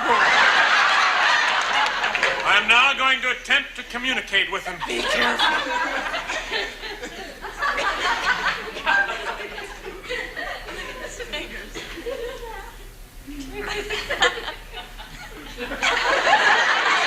That's a sign of peace. Ask him where he's from.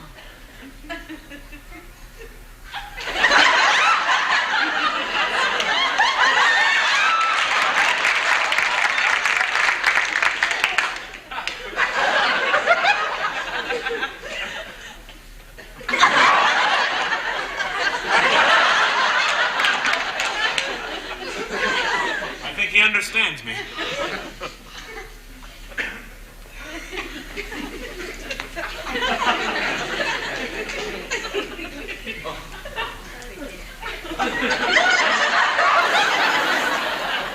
Obviously, they're beings of a superior intelligence.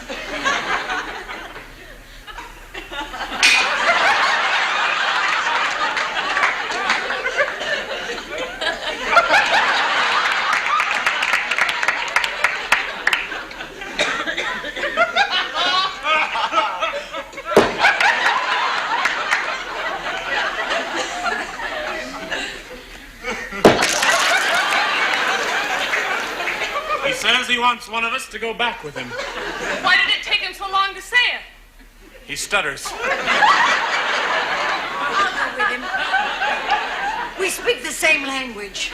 Body. No, now, wait just a minute. That's not fair. I should get to go with him. After all, he promised me the moon and gave me a son. Yes. Oh, no. He landed in my bed. Mine's on first. Wait!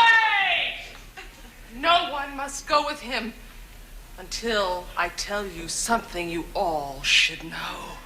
What is it Marion has to say? Is it to warn her daughter that mixed marriages are always risky, especially when your husband is from the wrong side of the tracks? And what of Donna Davenport? Will she go with the spaceman and fulfill her lifelong dream of becoming decorated to the stars? And what of Richard Dryface? Will he finally get out into space, or will he merely stay spaced out in Canoga Falls? And what about the alien? Will he return to his home planet, or will he stay on to form a meaningful relationship with Marion Cuisinart? And what's to become of Marion? Will this traumatic experience drive her to swear off close encounters forever, Or will she convert her bedroom into a landing strip? For the answers to these and other obtuse questions, stay tuned next week for As the Stomach Turns.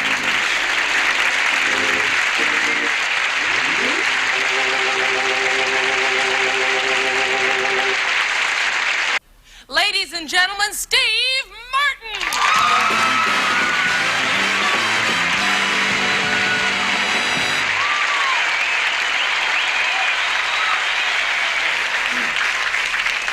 Thank you very much. You know, in order to be a success in television, you have to appeal to everyone. From the truck driver to school teacher to the businessman. And there's one group I haven't been appealing to. In fact, not many performers have even tried to appeal to them. Dogs. Now, a lot of dogs watch TV, and there's nothing really on that they can enjoy. Maybe a couple of commercials, and that's about it. So I've worked up a comedy act for dogs. Now, I know that sounds sort of ridiculous, but I tried the act on some neighborhood dogs, and they were on the floor. With the cute little doggy laughter. So if you have a dog, call him over, let him sit in front of the TV screen, because I think you're going to see him crack up for the first time. So I'll wait just for a second while you call your dog over.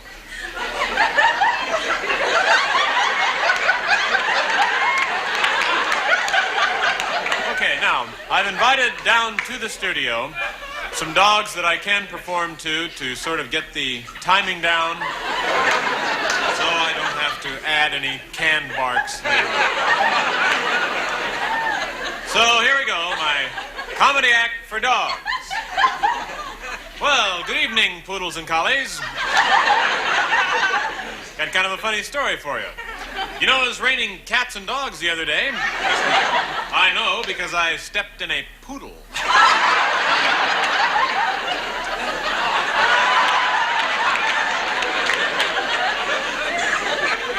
Well, you know what's black and white and wet all over? A newspaper.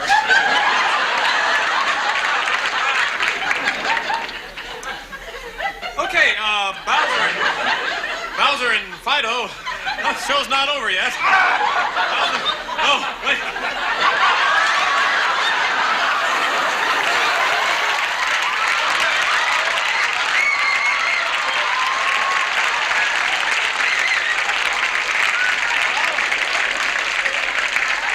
Well, could I have a volunteer? How about you, sir?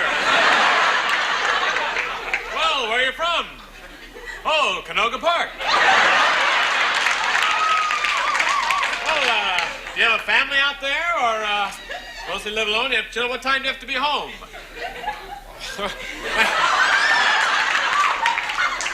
Maybe he can't tell me because I have his watch.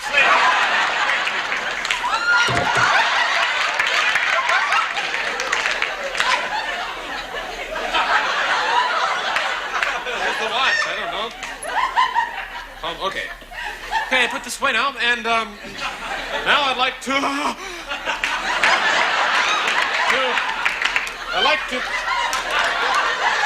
calm down now, boys. Good dog. That's it, stay. Okay, now I'd like to play a little tune on the dog whistle.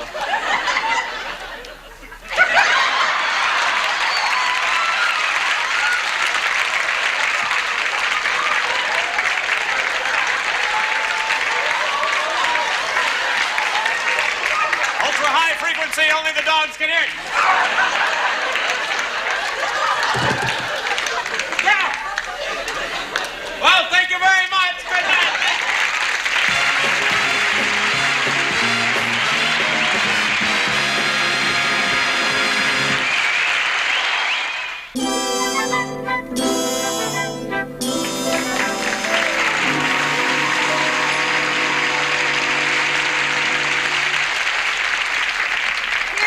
Mr. Purdy, now you just relax, and I'll be over here if you need me.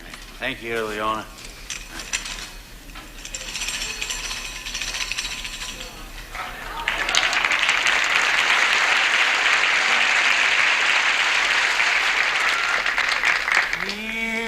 Pidgey, Pidgey. Here, Pidgey, Pidgey.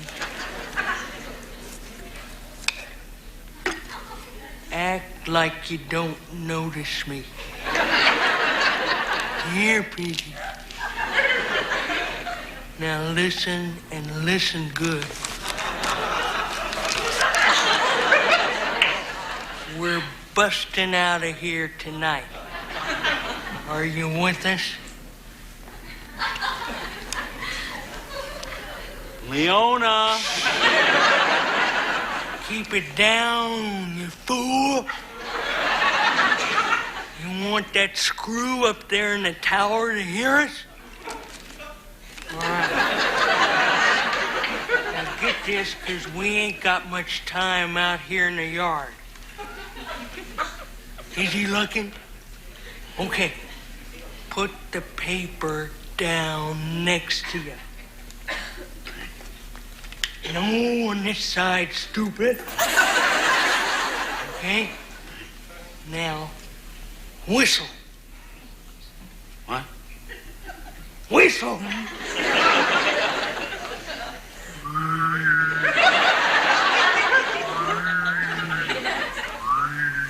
Okay. Here, Pidgey, Pidgey. Now pick up the paper and look in it.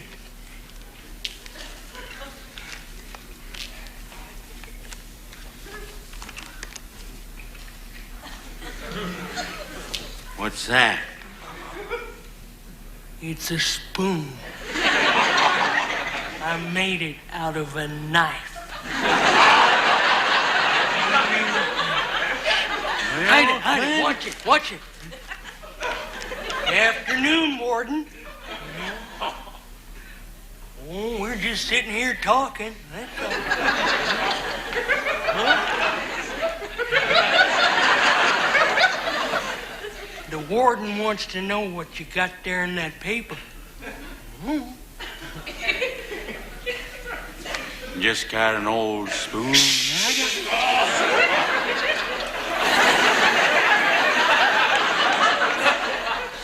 Well, I suppose, Warden, it's probably his watch. Yeah, that's what it is, Warden. He's got his watch in that paper.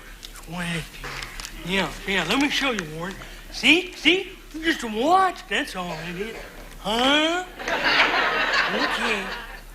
Warden says that you're not supposed to have a watch when you're assigned to D-Wing. I'm supposed to keep it for you. Okay, Warden. So long. My watch. Say goodbye to the warden. Here, Pidgey, Pidgey. I gotta give you the password. Huh? Now, at 6 o'clock, you go up to Cookie in the mess hall, and he'll say, hi. And then you say, hi. Give me just a little sliver of the apple pie. A little sliver. Because my mama never let me eat much sweets. And I'm used to not eating sweets.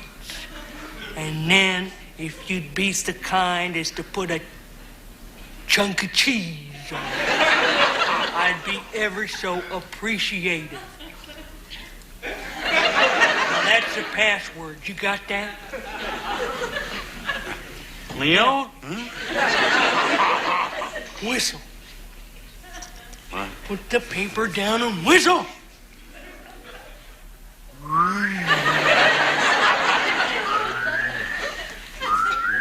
Pick the paper up. Look in it.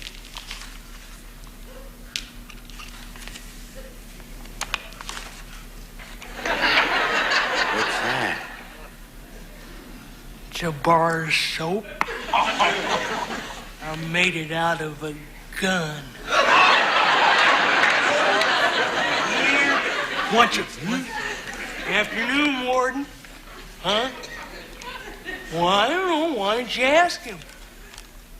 Warden wants to know what you got in the paper there. What do you want? Give me this bar. Boy, Probably his ring, Warden. That's probably what's in there. I'm sure that's what it is, his ring. Ring, yeah, that's what it is. Uh-huh. Yeah. See, Warden? That's what's there. Yeah. Okay, yeah. The warden says that you're not supposed to have a ring if you're assigned to D Wing, and I'm supposed to keep it for you. Huh, Warden? What's that? Oh, there's nothing else in there unless... Well, it might be his wallet. Might be his wallet's in there. I bet his wallet's in there. That's what it is, his wallet. Just a minute now. I'm not going to go for this again. You see, my wallet ain't in there. You got my watch and my ring, but you're going to get it now. You're going to... Officer, just a minute. Come here, officer. I got something to report. This woman here is busting out of this place tonight. Yeah. And she gave me a spoon and a bar of soap right in here, and she took my ring and my watch, right, put it right in there like that. Now, I'm supposed to go to the mess hall tonight and talk to Cookie and give him a passage. And I'm supposed to say to him, I just want a little sliver of pie, and I want some cheese on it because I never had any sweets when I was young, and I'm supposed to say that and the password, and then I told you she got my watch and my ring, and then the warden came by, and I got the warden. All right, fella. You and I better take a little walk. Come on. She got my watch. That's okay. Oh, I'd sure hate to be in his shoes when the warden gets wind of this.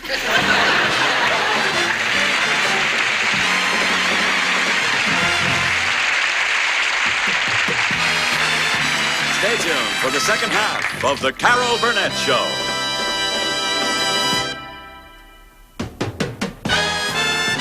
And now, back with the second half of The Carol Burnett Show.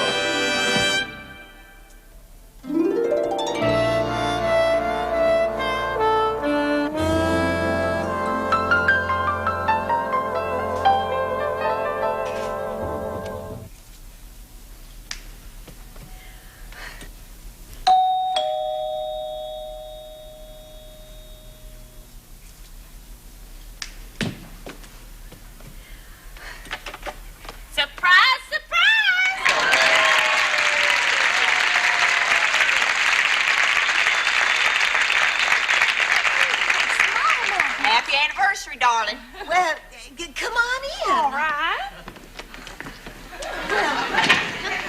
My goodness, Mama, it has been so long. Well, it wouldn't be if you'd bother to ever pick up the phone and ask me over. Goodness, I don't know where the time goes. And Eunice, you are looking so well. Well, thank you, sister dear.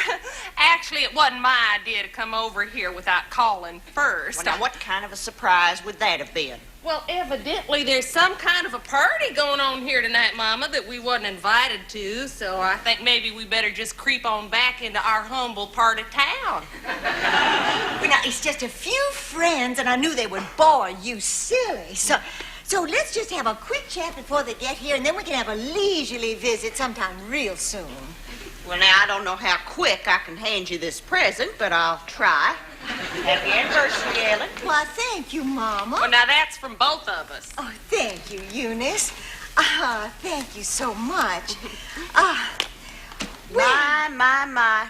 Isn't Ellen's house gorgeous, Eunice? Mm-hmm. Just look at this brand new velvet sofa. Whew, I tell you. You know, I don't believe I've ever relaxed on that sofa of yours, Eunice. Well, you looked pretty relaxed last night after that 4th beer you had.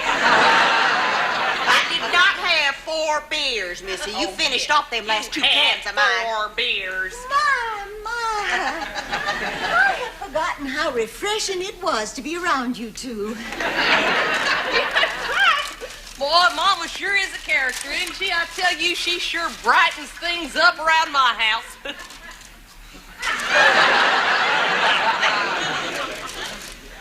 What's new, Ellen? Oh, we just bumble along in our humdrum way. We are adding a room down in the back by the pool, as the remodeling is driving me mad. Well, for crying out loud, Ellen, aren't you ever going to open your present? Oh, why, of course, Mama. I made myself all the way over here to see the expression of joy on your face. What have we here? Oh, I think you're gonna like it. Real nice. Oh, cologne. Oh, my, it's wonderful. I'll just take that ribbon. If you don't mind, I can use that on something else.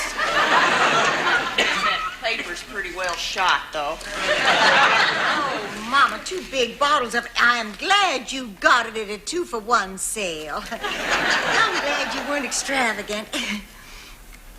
I am just thrilled with it.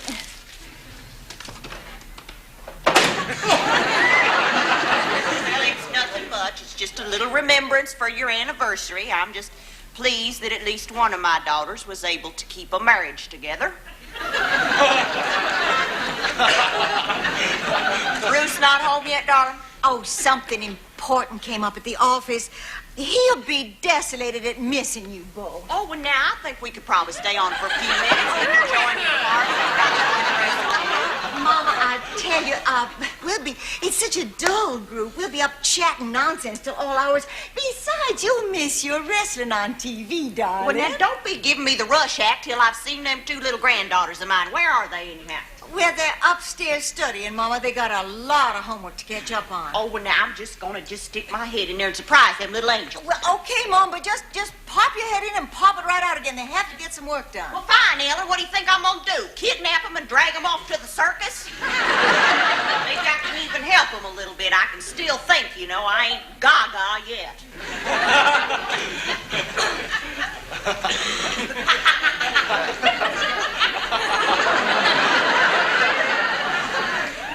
Isn't she fun? Mama, fun? You know, I think it's just wonderful the way Mama takes an interest in her little granddaughters, Ellen. You know, I was watching a show on TV the other day that was really fascinating. I don't know if it's Mike Douglas or Dinah or one of them. But anyhow, this Alex Haley, you know, he's the one that wrote Roots. Well, he was talking about how his whole life was enriched by his grandma. He said that if his grandma hadn't told him all them stories about how her ancestors had come over from Africa, why, he never would have written that book, Roots, or had that big TV show.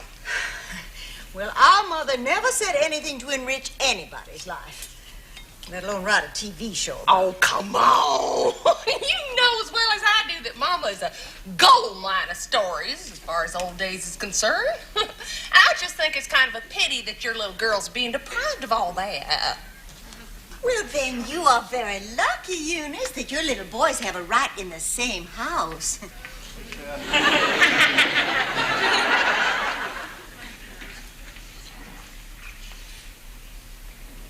Well, now, I don't want to be selfish about it.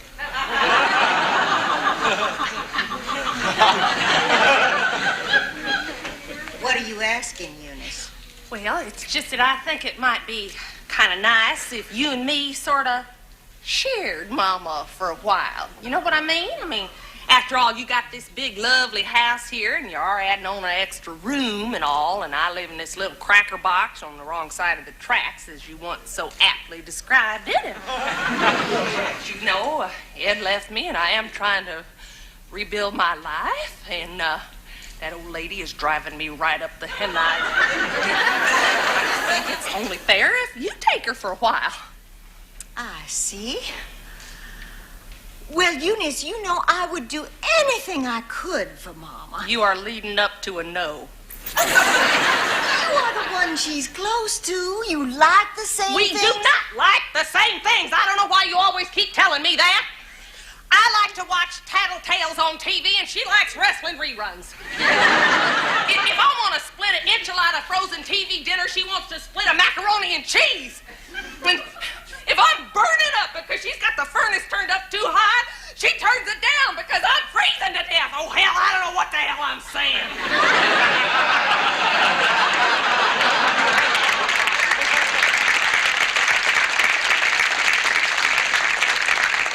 Well, like you say,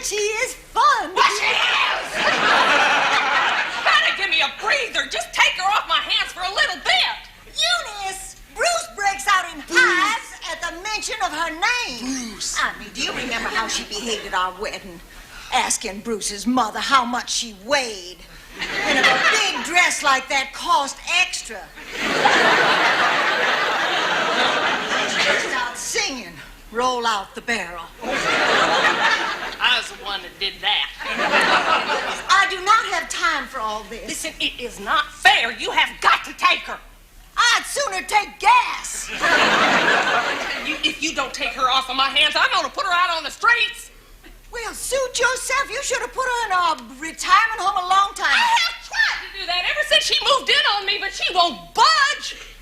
Listen, sister, I'm telling you something right now. It's your duty to take care of her, too. And if you don't, I'm going to take you to court. That's what I'm going to do. She is your mother, too. I have suffered enough on that account. I don't intend to suffer for the rest of my life. She has always hated me.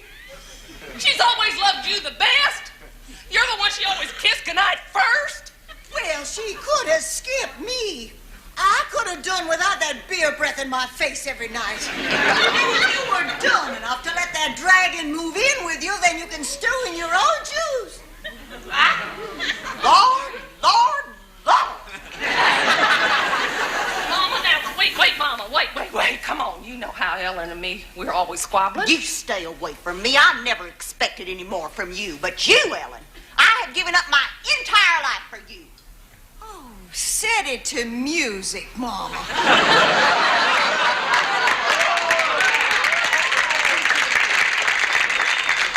You never gave up anything for anybody in your whole life. Oh, thank the Lord I left when I did, or I could have turned out like that.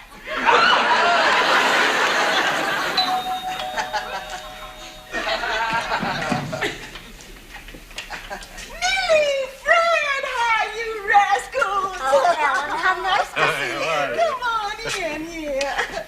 Oh, this is my mom and my sister. They were just leaving. Millie, you are the dip expert. I can't wait to have you taste that dip. If you like it, I have arrived. Fred, the champagne is chilling. We'll pop our cork in just a minute. Well, I sure hope y'all enjoy that dip in champagne. We didn't get so much as a pretzel or a cold bottle of beer. Good night, Eunice. Good night, Mama. You were a cold, ungrateful, stuck-up little snip the day you were born, and you still are. Yeah, you and that mealy-faced priss Bruce you married, you deserve each other, sister dear. Happy anniversary. You quit picking on your sister, Ellen. You still haven't given me your half of the gift money. I'll give it to you when you give me my half of the gift. Get in my house and stay out of my life forever. Well, how about that dip?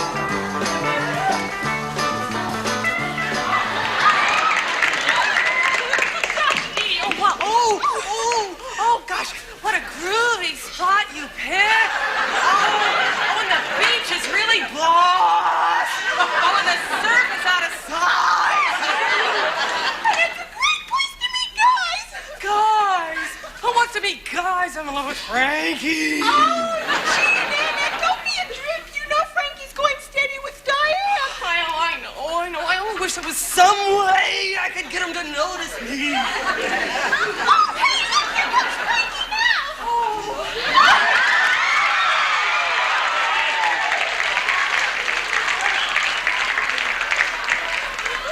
Hi, Frankie.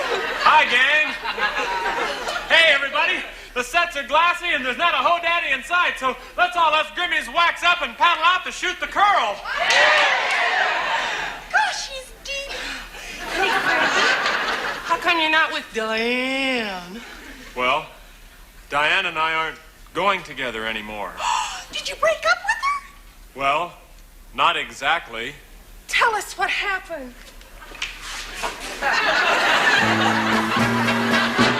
Teenage Madonna,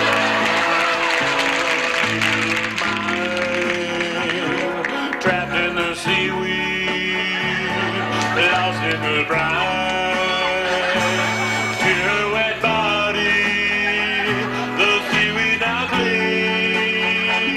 She served like an angel, now my angel has wings. The last day I remember, my angel walked out there, then I saw her brand new nose job, gasping for some air. I guess the sharks will eat her, it really isn't fair. I only hope they gag when they swallow that hair. Oh Lord, if you must take her, my Madonna, oh so rare. I only pray your kingdom has Clearasil up there. I know that someday, by and by, I'll ride that surfboard in the sky with my teenage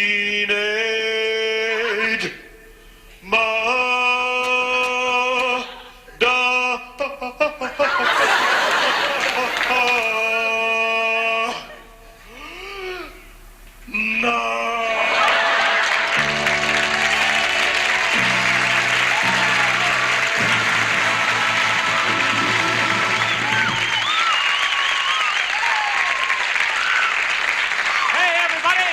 Surf's up! Poor sad Frankie. I can't let him shoot the curl alone. I gotta go to him. No, Nanette! He's told me nice guys never marry the girls they surf with. I know. Why buy the board when you can get the ride for free? The chance I'll have to take. Frankie!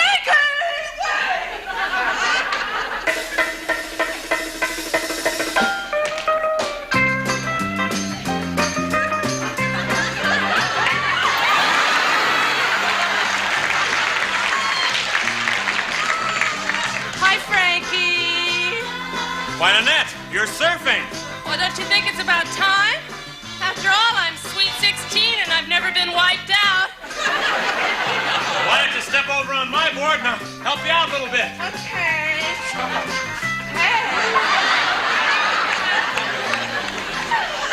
Thanks. See, there's nothing to it. Just you and me and the ocean at our feet.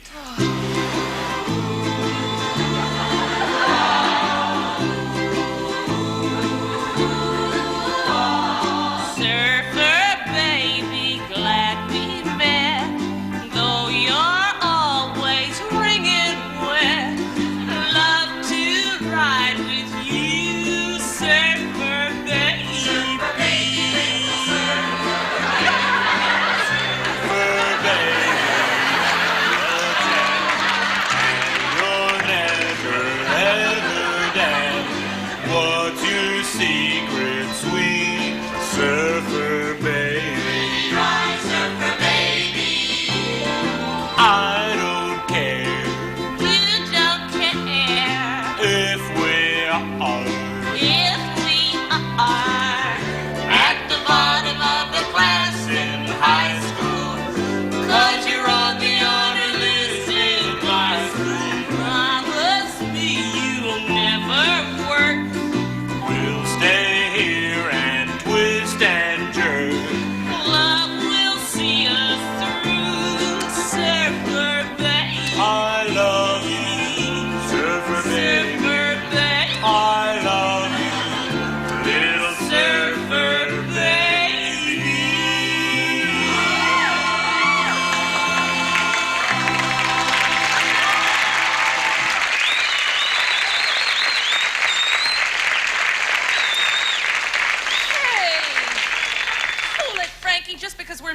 in love, that doesn't give you the opportunity to take advantage of me. Oh!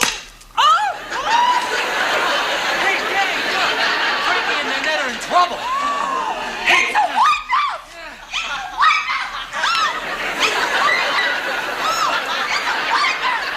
Somebody see them! Wait a minute! Nanette's got Frankie! Yeah. She's bringing him in!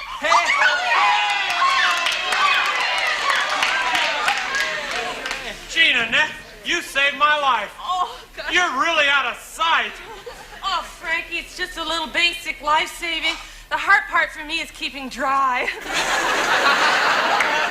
Gee, Nanette, I sure do love you. I'll never look at another girl.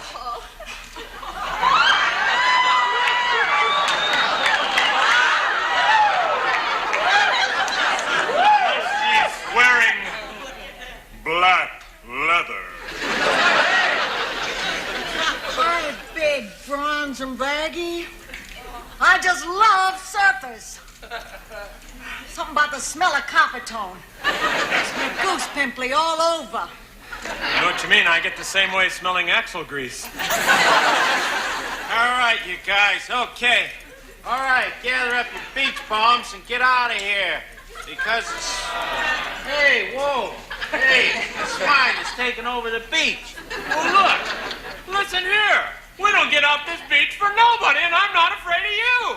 Hey, you got a big mouth. I'm liable to stick a surfboard in it. Well, I'm telling you that we're not afraid of you. We don't get off this beach until we're good and ready. Well, I guess we're ready. Frankie, why don't you stand up to him? Don't be so weak and yucky. Don't listen to her. I like my men weak and yucky. I like my women strong and greasy. Well, two can play that game, Frankie. Okay, big boy, rev up your engines. Yeah, Von Schlepper's always in gear. Wait a minute. No, not on the lips. The hairspray. Get your hands off my girl. I'm not your girl. Me neither. I'm up for grabs. Hey, whoa. Hey, wait a minute. There's only one way to settle this. A race to Dead Man's Cove. Oh, no. You're on. Grab your surfboard. Frankie, no. Von Schlepper don't do no surfing unless he's surfing on his bike. Bring it to me, boy. I'll take that cat on in no time.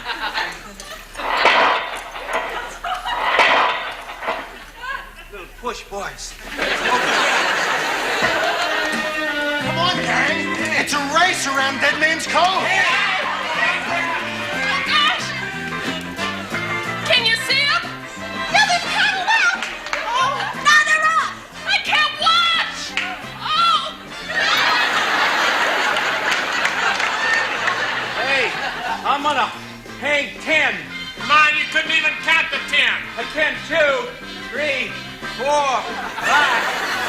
If anything happens to Frankie, I'll die! If anything happens to Eric, I'll kill you. There's only one thing a woman can do. Sing! Get him, Eric. Get him, Frankie! Get him, Eric. Get him, Frank. Get him in the face! Get him any place!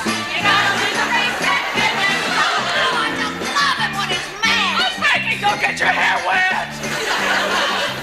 Careful, Eric. Watch it, Frankie! Kill him, Eric. Bring him, Frank. Put him in his place! Send him in his place! You gotta win the race! Hat Dead Man's Cove!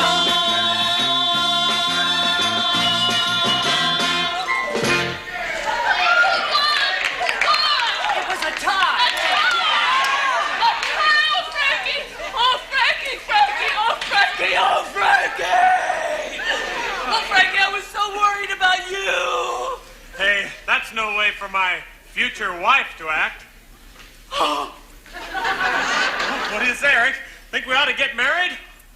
You gotta know I already promised Angel. Oh, I can't wait for the wedding. I'll finally get to see you with your clothes on. In the meantime, let's sing!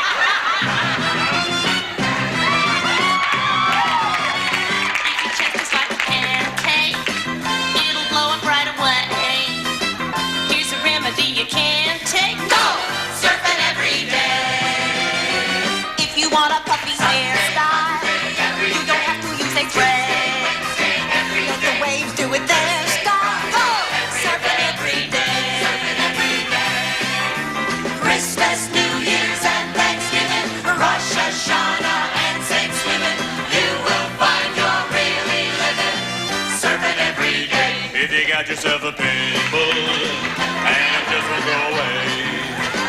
Well, the cure is very simple. Serve it every day. Beach blanket, boo-boo, serve it every day.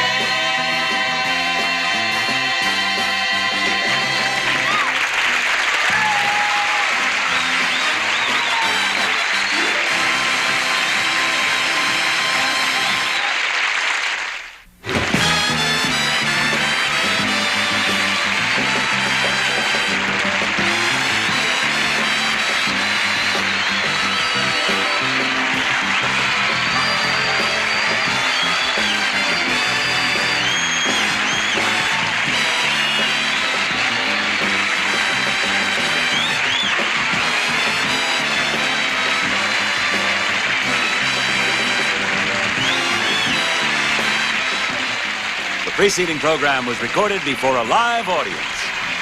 This has been a Wacker production. You're right there, Esther.